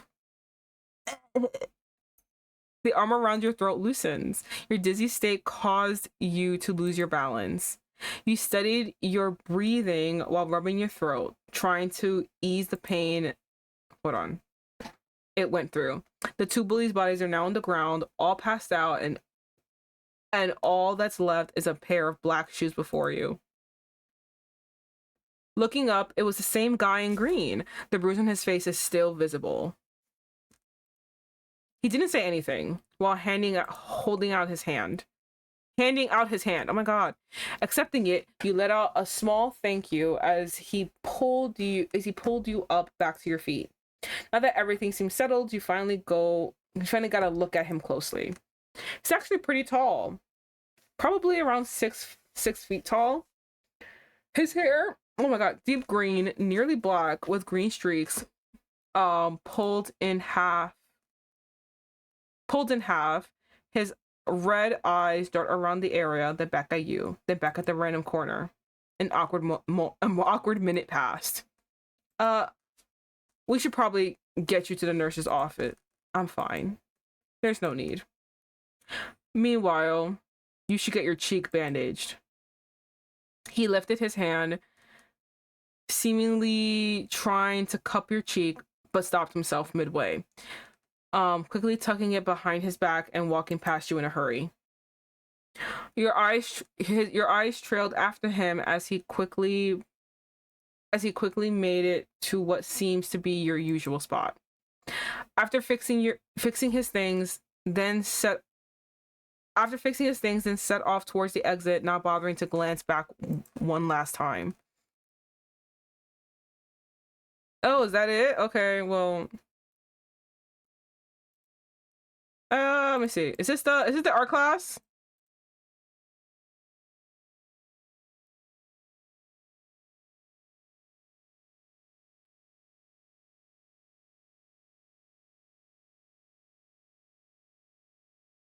Oh wait, hold on. This is new content. Oh my god. I was like, oh, we read this before. I did not read this.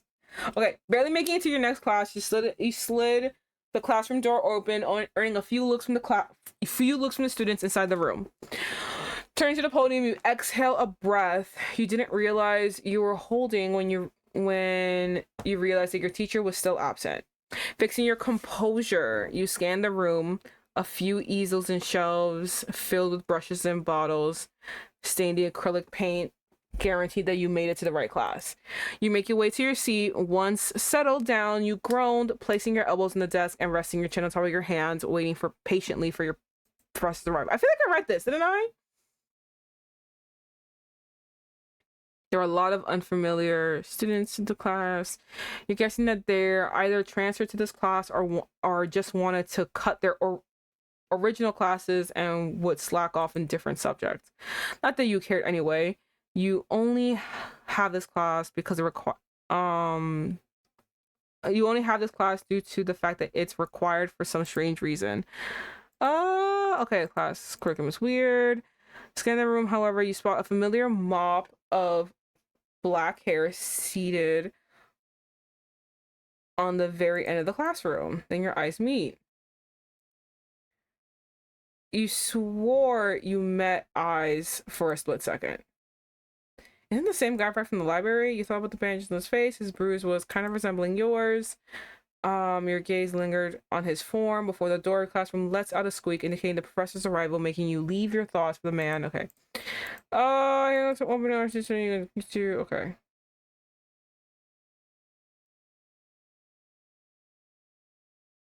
Okay, so okay, hold on. Now I gotta see what the next one is. Okay.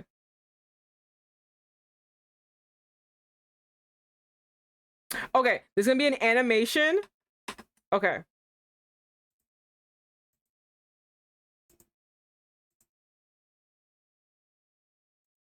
Okay, cool. Okay.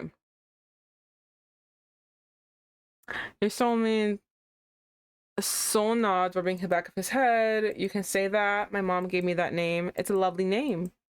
Thanks. Well, Vivian, darling, nice to meet you. Nice to know you, soul. Soul nods, that's fine, blah, blah, blah. Okay, whatever.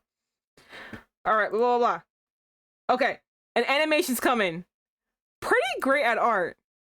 Would you like me to draw you first? I mean, I don't mind. I'm quite confident in my skill of art.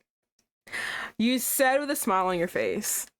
Soul thought for a bit. The offer was quite tempting, but then he remembered the bandage on his face. He shook his head as he took out his own sketch pad and his pencil. No, it's all right. I'd rather draw you for now. You sure? Yes. Why so? Because you're prettier. Oh my god. Damn, is that out loud with his full chest? I mean, I feel like crap. And look, wait, hold on. You can't just skip those words. Oh, wait, hold on. And they're gorgeous. I think we really want to appreciate. The fact that they actually removed it from here is so fucking rude. They removed what he said. He said that I looked gorgeous. Whoa, slow down. What were you saying? That I'm pretty? Yes. Can I just draw you? I just don't like how I look with this bandage on my face, that's all. God, I feel like I'm about to explode. I agree with you. I think I would. I just gave a small chuckle before letting him do the honors and draw you instead. He sat back straight. Okay, blah blah. There's the animation. Oh my god, look, it's him drawing. I love the gaslight. Oh my god, the sound of pencil against paper filled the classroom. You and Soul, you and on your seat as Soul looked at you and back at the paper from time to time.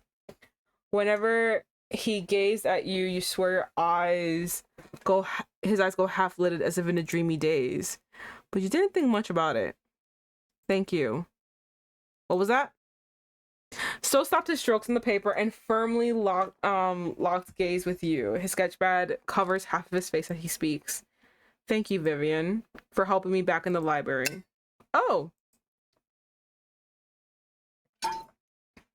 It's not a problem. You were in quite a pickle and no one bothered to help you out.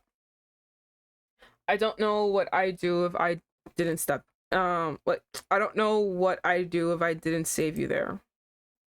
Well, you saved me the trouble today. After that, Soul said nothing, his gaze remaining on yours before continuing on. A small tint of pink appearing on the tips of his ears. Using his sketch pad, he tries to cover his burning face behind the object. Small conversations were made then and there as he worked on the pencil whilst you kept the air afloat. Sorry I wasn't able to make it in time. You stared and Soul's eyes just widened at you before shaking his head. Don't worry about it.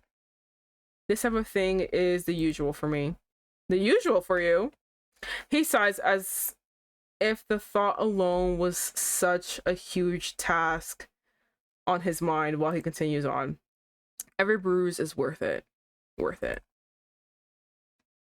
Soul then mumbles something under his breath, the grip on the pencil tightening as he in his grip before sighing and looking up at you.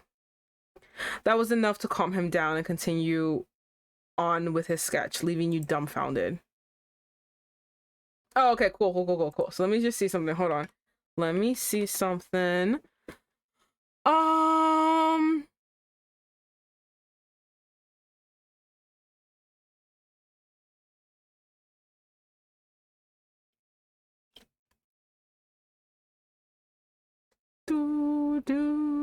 Okay, so now we have to actually go back again. Okay, cool. So we got that, but that wasn't.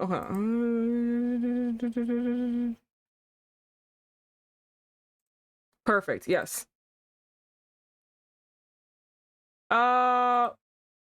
Shush. Perfect. I'm pretty great at art. So gives you a small smile.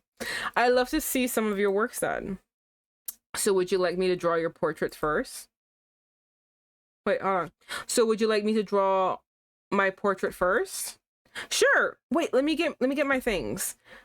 You took out your sketch pad and charcoal pencil as Soul relaxed on his seat. Oh, Soul is doing... Okay, hold on. Would you like me to draw my portrait for... Okay, I don't know how... Okay, whatever. I'm doing it. Whatever. Would you like me to pose or... Do whatever you feel most comfortable in. All right. Oh, that's so cute. Oh my god, that's hilarious. That's adorable. Okay, hold on. Hey, okay, finally. I don't know what the fuck these 2 pages are though. Is it very obvious that I'm a completionist and it's like bothering me that I have certain things that are not here? It's bothering me. I just want these covered. I got all of Crowe. As you can tell, I'm a dedicated girly. I love him so much. I'm so dedicated to finding everything of him. But these 2, I don't know what the fuck they are. Your eyes scanned his face. The more you look at him, the more you notice some of his features. His cheekbones, his lips with 2 piercings, his thick eyebrows, the way his hair settles down on his shoulders, and his reddish orange eyes. He's actually quite handsome. For a moment, you just stare at his eyes. He noticed and stared back. His pupils dilated before he realized he was staring. Ah! He raises to his cheeks. He quickly averted his head away. Hey, eyes on me! Sorry, I'm not used to being stared at for that long. Relax, it's just me. Plus, you'll stare at my boring face after I'm done with your portrait. Your face isn't boring. I actually think you look beautiful. He says without even thinking twice. His eyes met yours, half-lidded, and his pupils were wide. Now it's your turn to turn red. You hide your face behind your sketch pad and whack him with your charcoal pencil. Stop saying stupid stuff and stay still. Soul just chuckled and stilled his movements, a hand on his chest and a smile on his face. Okay, cool. So we got all that, but the thing is, I don't even know where the hell I'm gonna get these. I'm looking at the guide and it says must reach 8 points to have this option to walk home. So I think I basically play this again. Yeah. Oh my god! Crowe! Wait, no, I'm hiding him. Hold on. He's so sad! Oh no, my baby Crowe! Okay. I'm guessing that those last 2 pictures have something to do with me getting 8 points. I have to do 8 points with Soul to get those pictures. But you know what? Like I said, I have a migraine. I'm slowly getting a migraine. And stuff. I's tired. They really want us to break someone's heart. I know! It's so upsetting. So yeah, I think I'm going to save those last 2 pictures for myself because it is just basically gonna be me fast forwarding and everything. Take care of yourself, Vivian. Thank you. I'm just gonna leave it there. No, main menu. I'm just gonna leave it there. I'm tired. Yeah. I'm tired. Thank you everyone for watching, and that concludes the kid at the back until maybe, I mean, honestly, I'm gonna do this probably on my own where I'm just gonna fast forward to find those things because I'm a completionist. It's gonna bother me that I don't have it. But I'll tell you about it. I'll tell you about, you know, the images, or maybe I will play it one day. Who knows? We'll figure it out later, but not now. So thank you everyone for joining again, and I'm gonna make this quick because I have a migraine. I'm gonna see you on Saturday where we're gonna be playing, I think I have settled on, once again, Sympathy Kiss and playing the bartender's route. I think I'm ready for the sexy bartender man. I think I'm ready. I think my body can handle this. And that's what we're gonna do. So I'll see you guys then. We're gonna be fawning over the hottest man in that game. Goodbye.